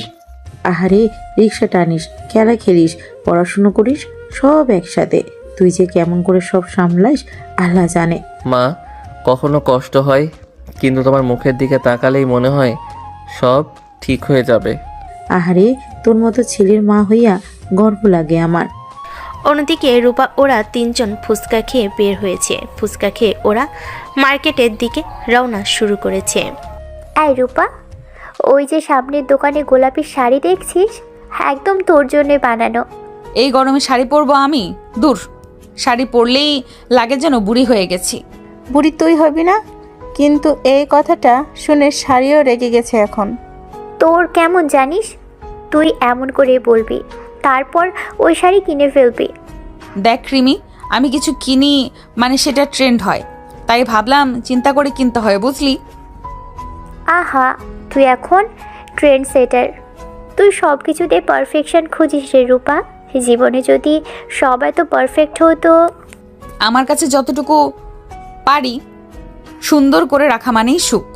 আমি কষ্ট, গরিবি, আগোছালো জিনিস পছন্দ করি না। তোর এই একটা কথাই কেমন জানি লাগে রে। কষ্টকেও এক ধরনের সৌন্দর্য আছে, তুই দেখিস না। আমি কষ্টের দিকে তাকাতে চাই না শিফা, ওটা আমার জগৎ না। দরজায় দাঁড়িয়ে আছে মাহিন। বুকের ভেতর নিঃশ্বাস ওঠানামা করছে, ঘাম ঝরছে কপাল বেয়ে। হাতে পুরনো ব্যাগ, জামার গলার একটু ভাঁজ পড়ে গেছে, মুখে কষ্টের ছাপ, কিন্তু চোখে লজ্জার দাগ। সরি ম্যাম, আজ সকালে প্রতিদিন এই একই ব্যাপার। তুমি কি ভাবো কলেজটা তোমার বাড়ির উঠান নাকি যখন ইচ্ছা তখন আসবা? ভাই এবার তো শেষ, আজকে আর ওকে বাঁচাতে পারবো না। থাম, কিছু বলবি না, দেখ। রূপার গলার স্বর তীক্ষ্ণ হতে থাকলো। পুরো ক্লাসের সামনে যেন বজ্রপাত নামলো। আমি জানি না তোমার মাথায় কি ঘুরে। তুমি কি ছাত্র নাকি কলেজে শুধু হাজিরা দিতে আসো? তোমার জামা কাপড়ের অবস্থা দেখেছো? এভাবে ক্লাসে আসা যায়? দুঃখিত ম্যাম, আসলে সকালে একটু। থামো, প্রতিদিনই তুমি কোনো না কোনো অজুহাত দাও। একদিন ট্রাফিক, একদিন বৃষ্টি, একদিন কাজ। তুমি কি বোঝো না শিক্ষার্থী মানে শুধু বই পড়া না, নিজের সম্মানও বজায় রাখতে হয়। এমন ছেলেদের জন্যই আজকাল ক্লাসের মান নিচে নামছে। পুরো ক্লাস নীরব, কারো চোখে সাহস নেই তাকানোর। মাহিনের চোখে শুধু অসহায়তা। সে জানে এসব কথার জবাব দিলে আরো বড় ঝামেলা হবে, তাই চুপ করে দাঁড়িয়ে থাকে। তোমার জামাটার দিকে তাকাও তো একবার। এই কাপড় পরে কেউ ক্লাসে আসে? তোমার মধ্যে এক ফোঁটাও শালীনতা নেই। কোন মানসিকতা নিয়ে এখানে পড়তে আসো? ম্যাম, আমি চেষ্টা করি, কিন্তু কিছু কারণে। চেষ্টা? তোমার চেষ্টা মানে কি? নিজেকে ছাত্র বলে দাবি করো, অথচ আচরণ এমন যেন কলেজে মজা করতে এসেছো। ভাই এখন থামুক, মানুষটা দাঁড়াইতে পারতেছে না। চুপ কর, কিছু বলবি না। এখন কেউ কিছু বললে বিপদ আরো বাড়বে। রূপার মুখে রাগ যেন ক্রমশ জমে বরফের মতো শক্ত হয়ে গেল। সে এক মুহূর্ত থামলো, তারপর ধীরে ধীরে এগিয়ে গেল মাহিনের দিকে। পুরো ক্লাস তাকিয়ে আছে, নিঃশ্বাসও যেন কেউ নিচ্ছে না। তুমি জানো তোমার মতো ছাত্রদের জন্যই শিক্ষকরা নিজের কাজ করতে গিয়ে অপমানিত হয়। আমি এত পরিশ্রম করি, কিন্তু তোমাদের মধ্যে এক ফোঁটাও দায়িত্ববোধ নেই। তুমি বেরিয়ে যাও ক্লাস থেকে। ম্যাম, আমি সত্যি দুঃখিত, প্লিজ আর এমন হবে না। আমি বলেছি বেরিয়ে যাও। মাইন তখন ধীরে ধীরে ব্যাগটা তুলে নিল। তার মুখে কোনো কথা নেই, শুধু চোখে একরাশ লজ্জা আর কষ্ট। সে ঘুরে দরজার দিকে এগিয়ে যাচ্ছিল, ঠিক তখনই দাঁড়াও। পুরো ক্লাস আবার চমকে উঠল। রূপা এক ঝটকায় মাহিনের সামনে এসে দাঁড়ালো। তুমি ভাবো আমি মজা করছি? তুমি জানো না এইরকম আচরণ আমি কখনো সহ্য করব না। পুরো ক্লাস একটা আওয়াজে ছড়িয়ে পড়ল। রূপার হাতের আঘাতে মাহিনের গাল লাল হয়ে গেল। সবাই স্তব্ধ, কেউ কথা বলছে না। রূপার বুক ওঠানামা করছে রাগে, আর মাহিন নিঃশব্দে দাঁড়িয়ে আছে, চোখের কোণে জল টলমল করছে, কিন্তু সে কিছু বলে না। রিয়াদ, তানজিল, তামিম সবাই বসে আছে নিঃশব্দে। তারা জানে এখন কিছু বললে বিষয়টা আরো খারাপ হবে। এই চরটা মনে রাখবে, যাতে পরের বার আর সাহস না হয় এভাবে ক্লাসে ঢোকার। এই মাহিন, থাম থাম। ভাই দাঁড়া, কই যাস? দাঁড়া ভাই, প্লিজ দাঁড়া। ভাই তুই ঠিক আছিস? ঠিক আছি রে, কবে না এমন হয়েছে। থাক থাক মানে? ভাই ও তো কি সবার সামনে থাপ্পড় মারলো? মানুষ তো নয়, এটা কি আচরণ? আমার হাত পা ঠান্ডা হয়ে গেছে ভাই, বিশ্বাস কর, এত দূর যে যাবে আমি ভাবতেই পারিনি। ভাই রাগ করিস না, ও ম্যাম শিক্ষক, আমি ছাত্র, ও রাগ করার অধিকার আছে। অধিকার? এভাবে মানুষকে অপমান করার অধিকার কোনো শিক্ষক পায়? আচ্ছা বাদ দে এটা ভাই। সকালটা কেমন জানি অদ্ভুত গুমেট ছিল। আকাশে রোদ আছে, কিন্তু তার ভেতরে চাপা অস্থিরতা। শহরের রাস্তাঘাটে মানুষের ভিড়, গাড়ির হর্ন, রিকশার ঘণ্টা, সব মিলিয়ে এক ধরনের কোলাহল। রূপা আজ কলেজের উদ্দেশ্যে বের হবে একটু তাড়াতাড়ি। মাথায় রাগ এখনও ধিকি ধিকি করছে। গতকাল সে যেরকম করে মাইমকে সবার সামনে থাপ্পড় মেরেছে, তার ভিতরে একরকম অপরাধবোধ আছে, কিন্তু সেটা রাগের নিচে লুকানো। অন্যদিকে মাহিন আজ খুব চুপচাপ। গত রাতে ঘটনাটা তাকে ভিতর থেকে ছিন্ন ভিন্ন করে ফেলেছে। তার বন্ধুরা তাকে বোঝানোর চেষ্টা করেছে, কিন্তু ব্যথা তো ব্যথাই। তবুও ভোরে উঠে আবার রিক্সা নিয়ে বের হয়েছে। জীবন তো থেমে থাকে না। রূপা ম্যাম রাস্তা পার হচ্ছেন, ফোনে কিছু দেখছিলেন। হঠাৎ একটা বাইক বেপরোয়া হয়ে এসে তার গায়ে ধাক্কা মারে।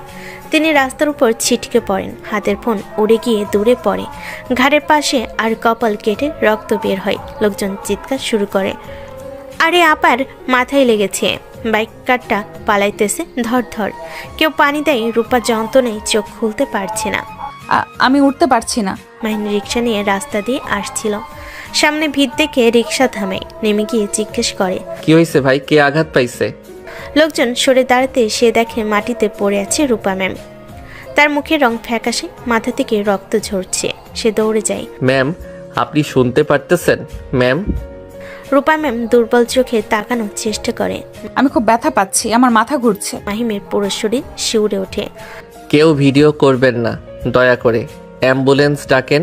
লোকজন ছুটে যায় ফোন করতে, কিন্তু অ্যাম্বুলেন্স আসতে সময় লাগবে শুনে মাইন আর অপেক্ষা করতে পারে না। সে নিজের রিক্সা সামনে আনে। দুইজন ভাই প্লিজ সাহায্য করেন, ম্যামকে রিকশায় তুলতে হইব।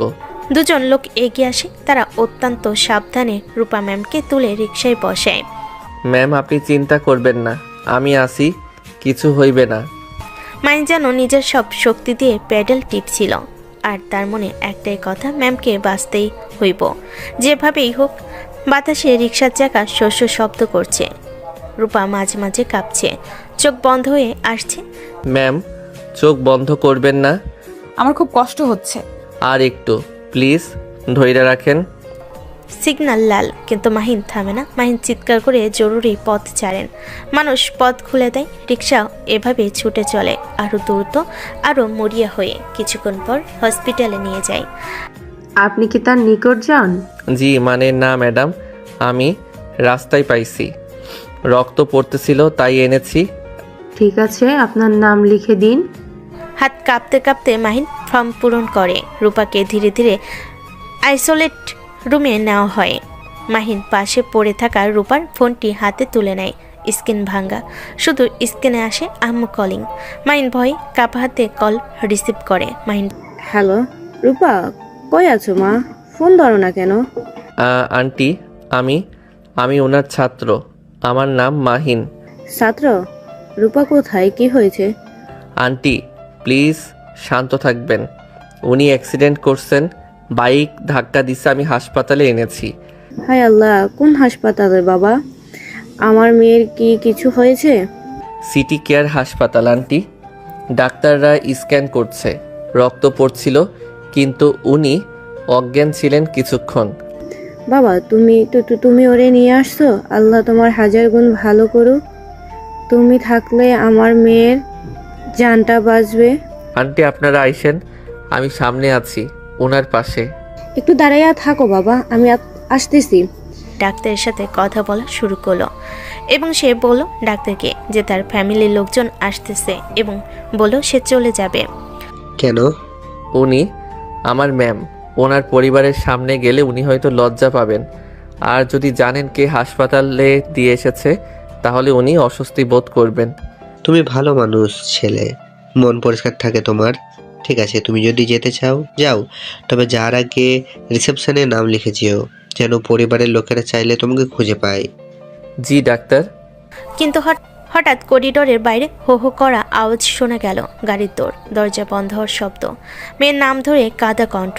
এ থেকে বোঝা গেল রূপার বাবা মা এসেছে। মাইন তড়িঘড়ি করে পিছনে ফিরে তাকালো। তার মনে হলো এখন যদি তারা আমাকে দেখে, আমাকে প্রশ্ন করবে, পরিচয় জানতে চাইবে। ম্যাম সুস্থ হলে আমাকে দেখে অস্বস্তি হবে। তার বুক ধরফর করতে লাগলো। এই মুহূর্তে দেখা হওয়া মানে ঘটনা জটিল হয়ে যাওয়া।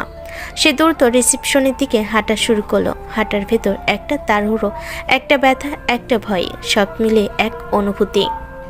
রিসেপশনে গিয়ে নাম লিখলো মাহিন ছাত্র। রিসেপশনের আপা বলল, আপনি থাকবেন না? না আপা।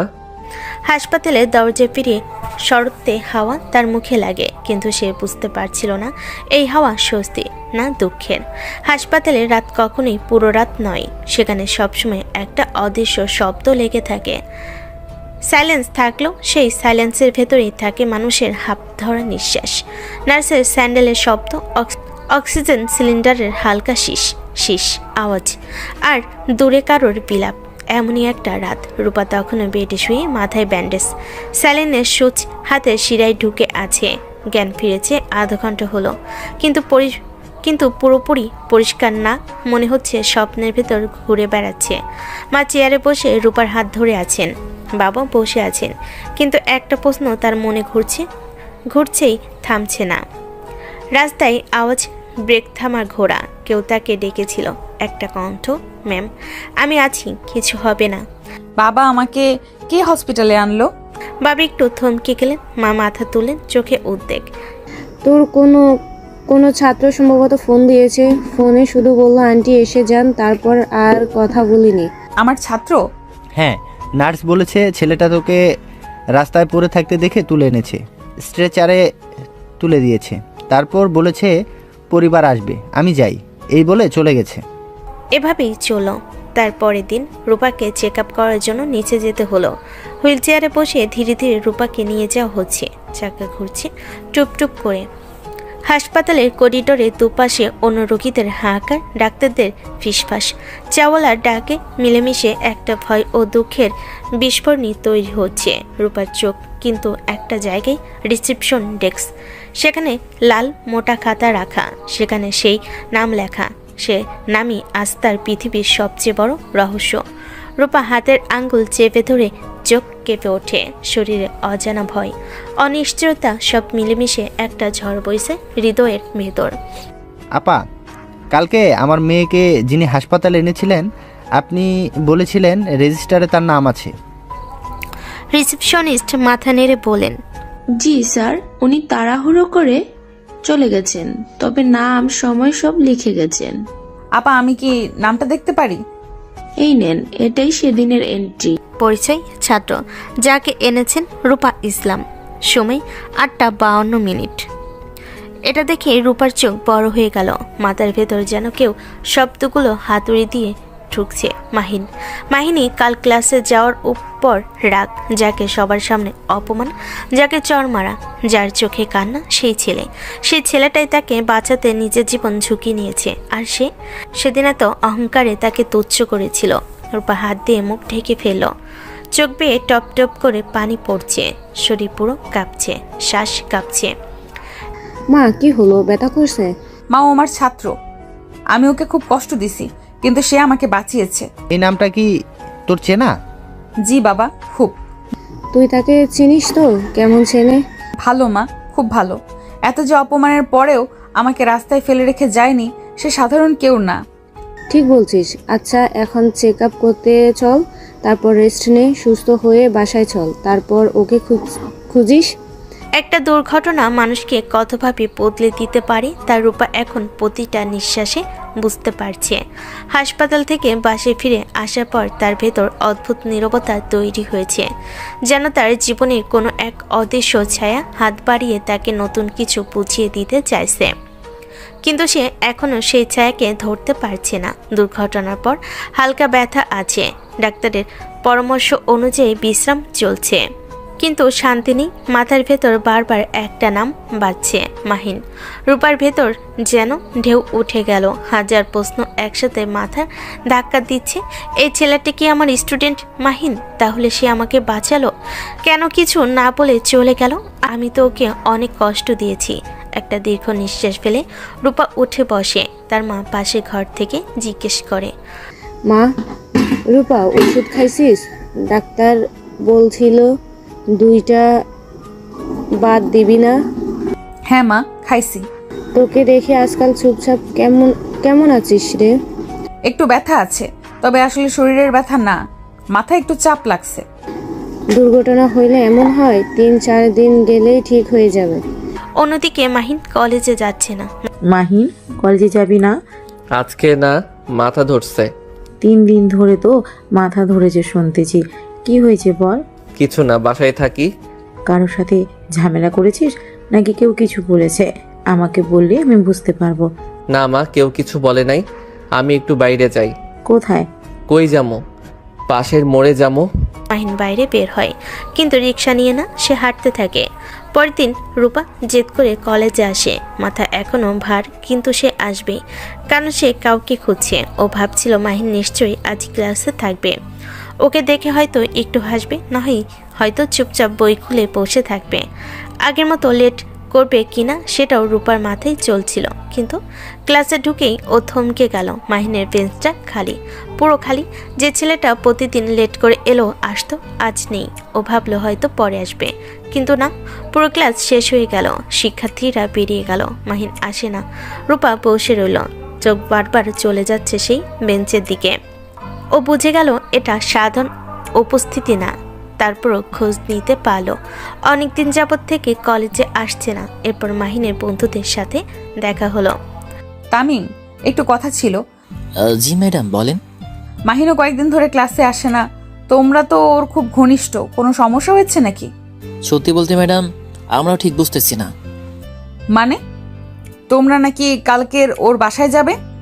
জি ম্যাডাম, আসলে মাহিন কিছুদিন ধরে ঠিকমতো ফোন ধরতেছে না, মাঝে মাঝে মেসেজও দেখি সিনও দেয় না। আগে তো খুব রেগুলার ছিল, হাসি খুশিও ছিল, হঠাৎ এত চেঞ্জ কেন? ম্যাডাম, আমরা নিজেরাও চিনতে আসি। ক্লাসে আসা বাদ দিয়েই হুট করে আগে যেমন ছিল ওর এখনকার আচরণ একদম আলাদা। ওদের বাসা কোথায়?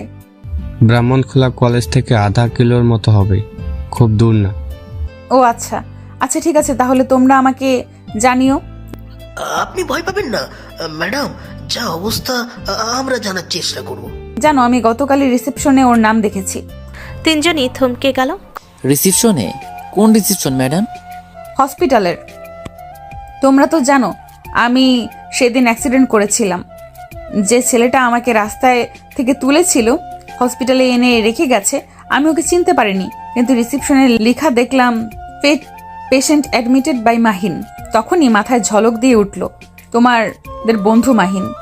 হ্যাঁ ম্যাডাম, এটা আমরা জানতামই না। সত্যি বলতে ম্যাডাম, ওই দিনে অনেক টেনশনে ছিল। আমরা শুধু শুনেছি বলছিল একটা কাজ আছে। ম্যাডাম, আমরা ওর সাথে কথা বলবো। এভাবে হঠাৎ করে নিজেকে গুটিয়ে নেওয়া ঠিক না। ও আগে যা ছিল এটা সেই মাহিন না। ম্যাডাম, আপনি কি চাইতেছেন, মানে আমাদের সাথে যাবেন?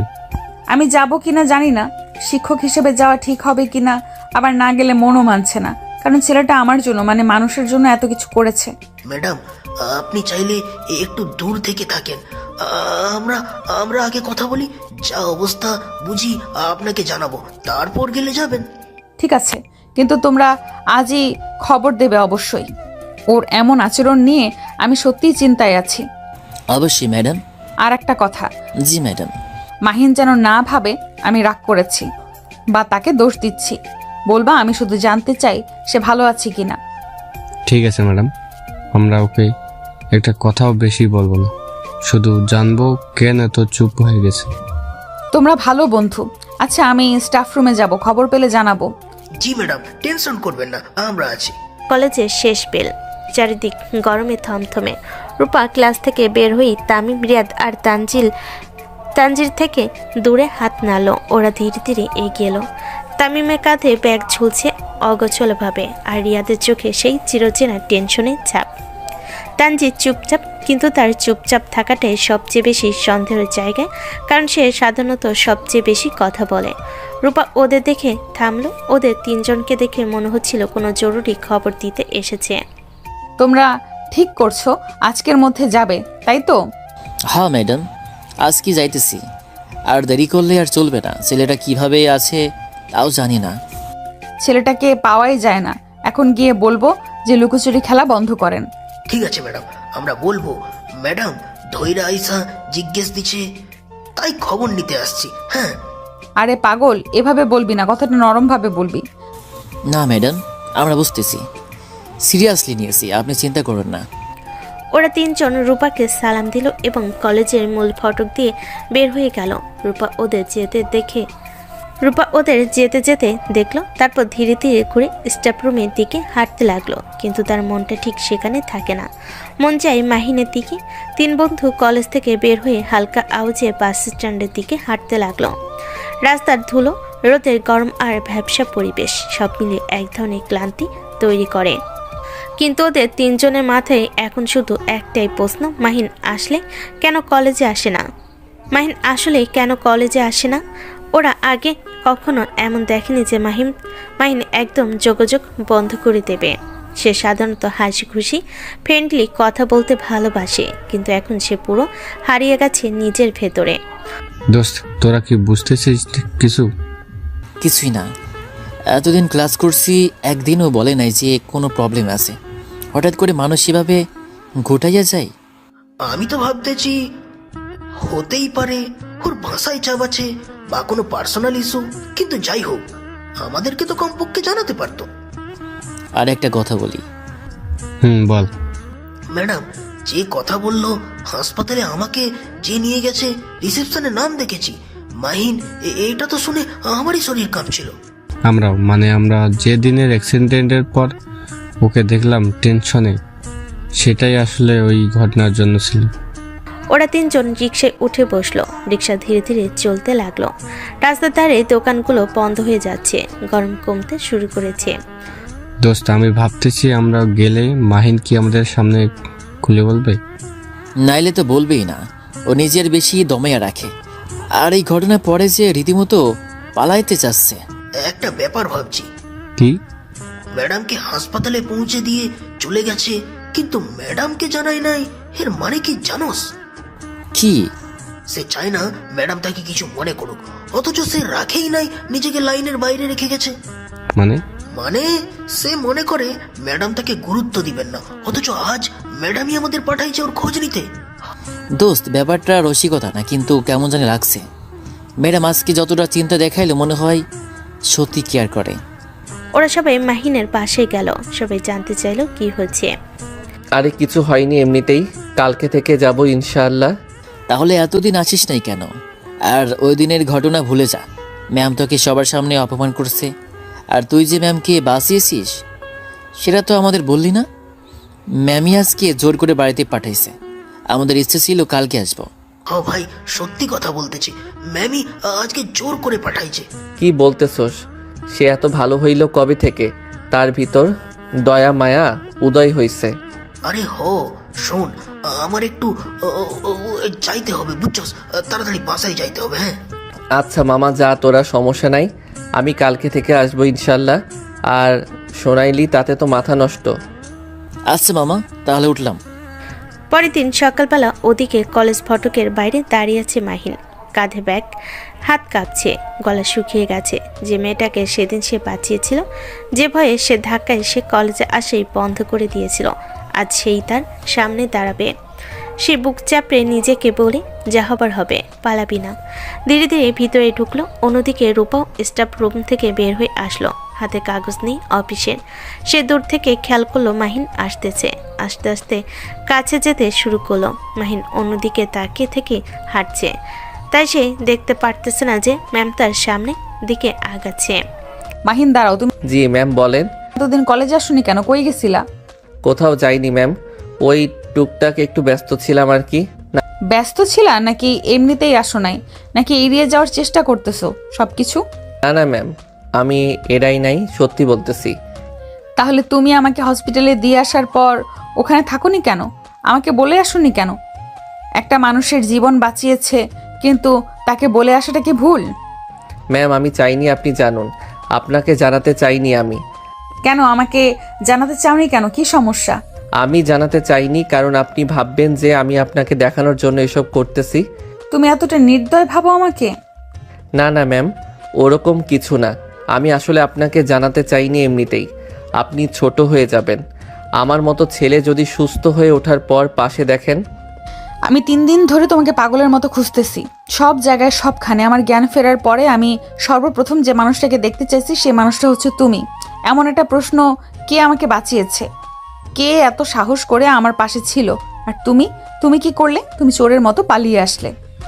আমি সেদিন তোমার সাথে ব্যবহারের জন্য সরি। আমি সত্যিই তোমার কাছে ক্ষমা চাইতেছি। আমাকে তুমি ক্ষমা করে দাও প্লিজ। তুমি তুমি ক্ষমা করতে না পারলে আমি নিজেকে কখনো ক্ষমা করতে পারবো না। আমার ভুল হয়ে গেছে। তুমি আমাকে নতুন জীবন দিয়েছো। আচ্ছা আমাকে বলো, তুমি তাহলে এত লেট কেন আসতে? আমি ইচ্ছা করে তো লেট করি না ম্যাম। আমি হচ্ছি গরিব, বাবা অসুস্থ, মা ঘর সামলায়, পুরো ফ্যামিলি আমার দেখতে হয়, ফ্যামিলির সব দেখভাল আমার করতে হয়, আমার রোজগারে সংসার চলে। এখানে আমার কি দোষ ম্যাম? এত কিছুর পরও আমি চেষ্টা করি যাতে ভালো করে পড়াশোনা করতে পারি। আমার গায়ে পোশাক দেখে রাগারাগি করেন, সে পোশাকটা কিসের জন্য খারাপ একবার জানতে চান নাই? আমি রিক্সা চালাইয়া আমার শরীর, চেহারা, পোশাক সব খারাপ করি। কারণ কি জানেন? কারণ হচ্ছে একটাই, আমি আমার ফ্যামিলিকে ভালো দেখতে চাই। আমি সরি মাহিন, আমি বুঝি নাই। এটা তুমি আমাকে আগে কেন বলো নাই? আপনি আমাকে কি বলার সুযোগ দিয়েছেন? একবারও বলার সুযোগ দিয়েছেন আমাকে? দেন নাই আপনি। আপনাদের মতো বড় লোকরা জানে না যে গরিব ছেলেরা কিভাবে কষ্ট করে পড়াশোনা করে, কতটা কষ্ট হয় তাদের। আমি সরি। আসলে ছোটবেলায় বাবার আহ্লাদে বড় হয়েছি, তো মানুষকে মানুষ মনে হতো না, অনেক অহংকারী হয়ে উঠেছিলাম। বেশি অহংকার কিন্তু ভালো না ম্যাম। সেটা আমি খুব হারে হারে বেশি বুঝেছি, খুব হারে হারে। আমি সত্যিই তোমার কাছে মন থেকে সরি, বুঝছো? আমাকে ক্ষমা করে দাও। আরে ম্যাম, কি যে বলেন আপনি? আপনি হচ্ছেন আমার ম্যাম। আপনার কি ক্ষমা সাজে? ক্ষমা চাওয়ার কোনো প্রশ্নই আসে না। আপনি জাস্ট আমাকে ভুল বুঝছেন, এটাই। এখন আপনার শরীর কেমন? শরীর মোটামুটি ভালো, মাঝে মধ্যে মাথায় খুব ব্যথা করে, এই আর কি। আচ্ছা ক্লাসের টাইম হয়ে যাচ্ছে, তুমি যাও তাহলে, কালকে তোমার সাথে কথা হবে। আচ্ছা ঠিক আছে ম্যাম, আমি যাচ্ছি তাহলে। আল্লাহ হাফেজ। মাইন ক্লাসে চলে আসলো, অন্যদিকে রূপক তার স্টাফ রুমে চলে গেল। আজ অনেক দিন পর মাইন ক্লাসে আসছে। মাইন যেহেতু ক্লাসের সবার একটা প্রিয় বন্ধু, তাই সবাই এসে তাকে জিজ্ঞাসাবাদ করতেছে এতদিন কেন আসে নাই, কোনো সমস্যা হয়েছিল কিনা। তামিম, তানজিল, রিয়াদ ওরা তো আছেই। আজকে মাহিনের কেন জানি মনটা খুব ভালো, বুকের ভিতর আর কোনো ভয় নেই। কেন জানি মনে হচ্ছে এটার কি কারণ সে নিজেও জানে না, বাট তার মনে হচ্ছে আজকে থেকে কেউ আর বলবে না এত লেট করে কেন আসছো, এত নোংরা কাপড় পরে কেন আসছো। এভাবে দুষ্টামি করতে করতে ক্লাস টাইম পার হয়ে যায়, ছুটির ঘন্টা বেজে গেছে। সবাই যে যার মতো বাসে চলে যায়। মাহিনও তার বাসার দিকে রওনা হয়। মাহিন তার বাসে চলে যায়। মাহিনের আম্মু দাঁড়িয়ে আছে দরজার সামনে। কিরে আজকে কেমন কাটলো? অনেক দিন পর গেলি। এই তো আম্মু, ভালোই। আজকে তাহলে খুব ভালো লাগতেছে, কিন্তু কেন লাগতেছে সেটা জানি না, কিন্তু খুবই ভালো লাগতেছে। তাই নাকি? এত ভালো লাগার কারণ কি? কাউকে আবার ভালো লাগলো নাকি? আরে আম্মু না, তুমি যে কি বলো না। হয়েছে, থাক, এখন হাত মুখ ধুয়ে আয়, আমি তোর জন্য ভাত দিচ্ছি। আচ্ছা ঠিক আছে আম্মু, আমি হাত মুখ ধুয়ে আসতেছি, তুমি খাবার তৈরি করো, খুব খিদে লাগছে। আচ্ছা আয় বাবা। এভাবেই চলতে থাকে। অন্যদিকে রূপা বাসায় চলে যায়। সে বাসে যে আনমনে কেন জানি শুধু মাহিনের কথা ভাবতেছে। সে মনে না করতে চাইলেও কেন জানি বারবার চলে আসতেছে। মনে মনে বলতেছে মাহিন ছেলেটা এত ভালো, আমি ওকে সবার সামনে পুরো ক্লাসের মাঝখানে আমি অপমান করেছি, তাও কোনো প্রতি উত্তর দেয় নাই। কত ভালো ছেলে ও। আমি রাস্তায় অ্যাক্সিডেন্ট করার পরও ও আমাকে রেখে আসে নাই, উল্টো আমাকে বাঁচানোর জন্য অস্থির হয়ে গেছিল। আব্বা আম্মু আসার আগ পর্যন্ত আমার পাশেই ছিল। এরকম ভালো একটা ছেলে আজকাল পাওয়াই যায় না। এসব ভাবতে ভাবতে রূপার মা উপরে রুমে আসে।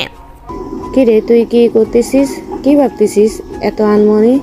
ভাবতেছি আম্মু আমার স্টুডেন্টটা কত ভালো, আমি ওকে সবার সামনে অপমান করছি, কিন্তু ও আমাকে বাঁচিয়ে তুললো। বিশ্বাস করো আম্মু, যদি ও না থাকতো আমি বাঁচতে পারতাম না। সবাই তাকিয়ে তাকিয়ে ভিডিও করতেছিল, কিন্তু কেউ আমাকে বাঁচাতে আসেনি। একমাত্র মাহিন আমাকে নিয়ে হসপিটালে গিয়েছিল। এখন তাহলে কি ভাবতেছিস? ভাবতেছি ওকেই বিয়ে করব, ওর মতো ছেলে আজকাল পাওয়া যায় না। কি যে বললি, মাথার উপর দিয়ে যাইতেছে সব। আচ্ছা ঠিক আছে, আমি তোমার আব্বুকে বোঝাবো।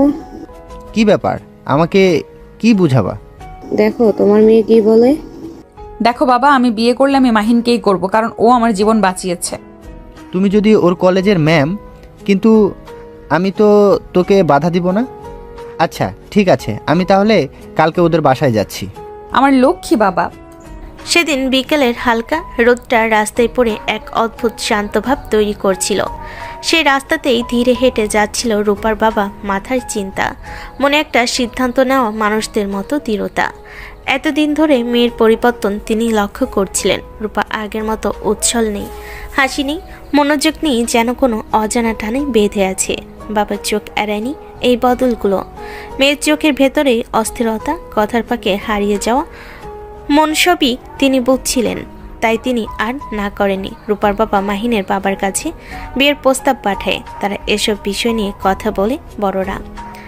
মাহিনের বাবার রূপার বাবার দেওয়া প্রস্তাব ফিরে দেয়নি। তাদের বিয়ে ঠিক হয়। তারপর মাহিনের বাবা মাহিনকে জানায়। প্রথম দিকে মাহিন অনেক অবাক হয়ে যায়, কিভাবে কি সম্ভব, আকাশ থেকে পড়ে এমন মনে হচ্ছে নিজেকে। তারপর বিয়ে ঠিক হয়ে যায় পুরোপুরিভাবে। তারপর রূপা আর মাহিন আলাদাভাবে দেখা করে। ম্যাম, এটা আপনি কি করলেন? আমাকে আর ম্যাডাম ডাকবা না বলে দিলাম, আমাকে শুধু রূপা ডাকবা। তুমি চাইলে ভালোবেসে অন্যরকম রাখতে পারো। আমি তো পুরোপুরি অবাক হয়ে গেছি ম্যাম। মানে রূপা আর কি?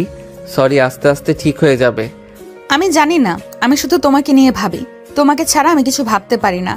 আর যে জীবন তুমি আমাকে ফিরিয়ে দিয়েছো, এই জীবনের মালিকানা শুধু তুমি। তাই এই জীবনে যদি কাউকে বিয়ে করতাম, শুধু তোমাকেই করব। আপনি ম্যাম মানুষ, যেটাই বলেন সেটাই হবে। মাহিন রূপার বিয়ে হলো ধুমধাম করে। মাহিন, এত চুপ কেন? তুমি তো এমন না।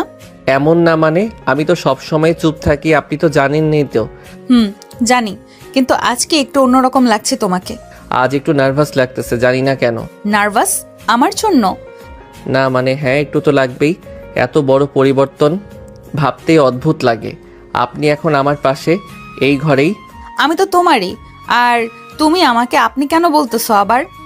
অভ্যাস হয়ে গেছে তো কি করব বলেন।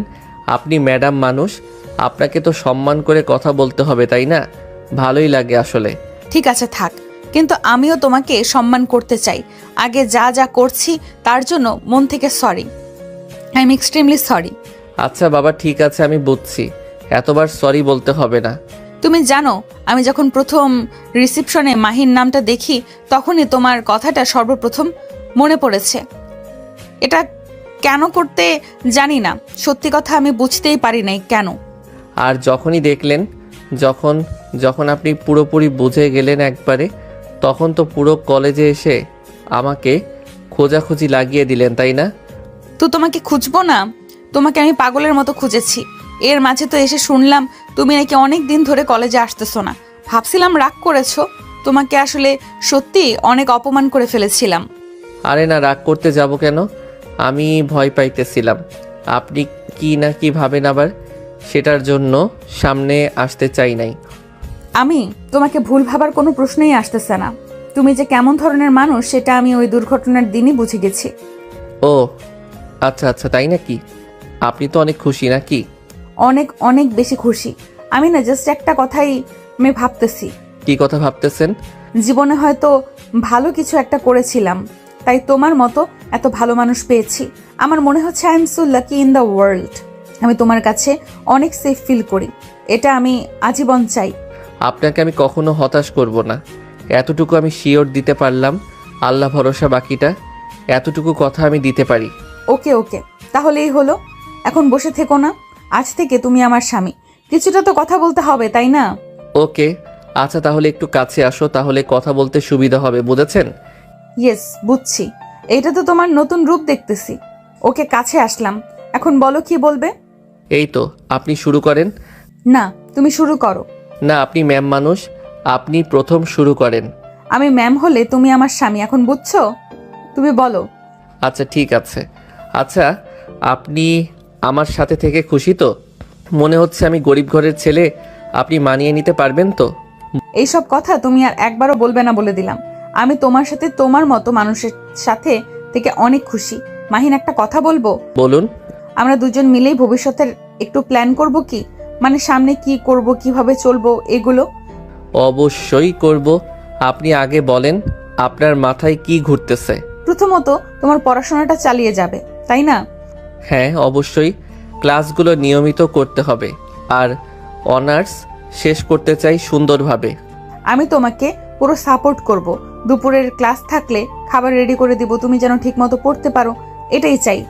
আপনি এত চিন্তা করেন কেন আমার জন্য? আমি না করলে কে করবে শুনি? সবকিছু আমার দায়িত্ব। ঠিক আছে, তাহলে আমার তরফ থেকে একটা কথা, আপনি কলেজের চাকরিটা যেন চিন্তামুক্ত হয়ে করেন। বাড়ির দিকের সব দায়িত্ব আমি নেব। এত তাড়াতাড়ি দায়িত্ব নিলাম। আপনি শুধু আপনার কাজ আর নিজের যত্ন নেবেন। আচ্ছা, আরেকটা কথা, আমাদের একসাথে কোথাও বেড়াতে যাওয়ার প্ল্যান করব, মানে সামনের মাসে। যাব, কিন্তু আপনি কোথায় যেতে চান আগে বলেন। কক্সবাজার যাওয়া যায়, সমুদ্র দেখা হয়নি অনেক দিন, তোমার সাথে গেলে ভালো লাগবে। আমারও খুব ইচ্ছা। তাহলে সামনের মাসে প্ল্যান ফাইনাল করে রাখি। আর হ্যাঁ, সংসারে কিছু নিয়ম ঠিক করব। যেমন কিছুতেই রাগ করে চুপ থাকবে না, কথা বলবে, কোনো সমস্যা হলে দুজনেই শেয়ার করব, আর প্রতিদিন রাতে একটু হলেও একসাথে বসে কথা বলবো। এই নিয়ম আমি খুব পছন্দ করলাম। আর আমার একটা নিয়ম, আপনি নিজের উপর চাপ নেবেন না, কোনো কিছু একা করার চেষ্টা করবেন না, আমাকে ডাকবেন। এভাবেই সব কিছু সুন্দরভাবে চলতে শুরু করলো। জার্নি শুরু হলো এক নতুন অধ্যায়ের।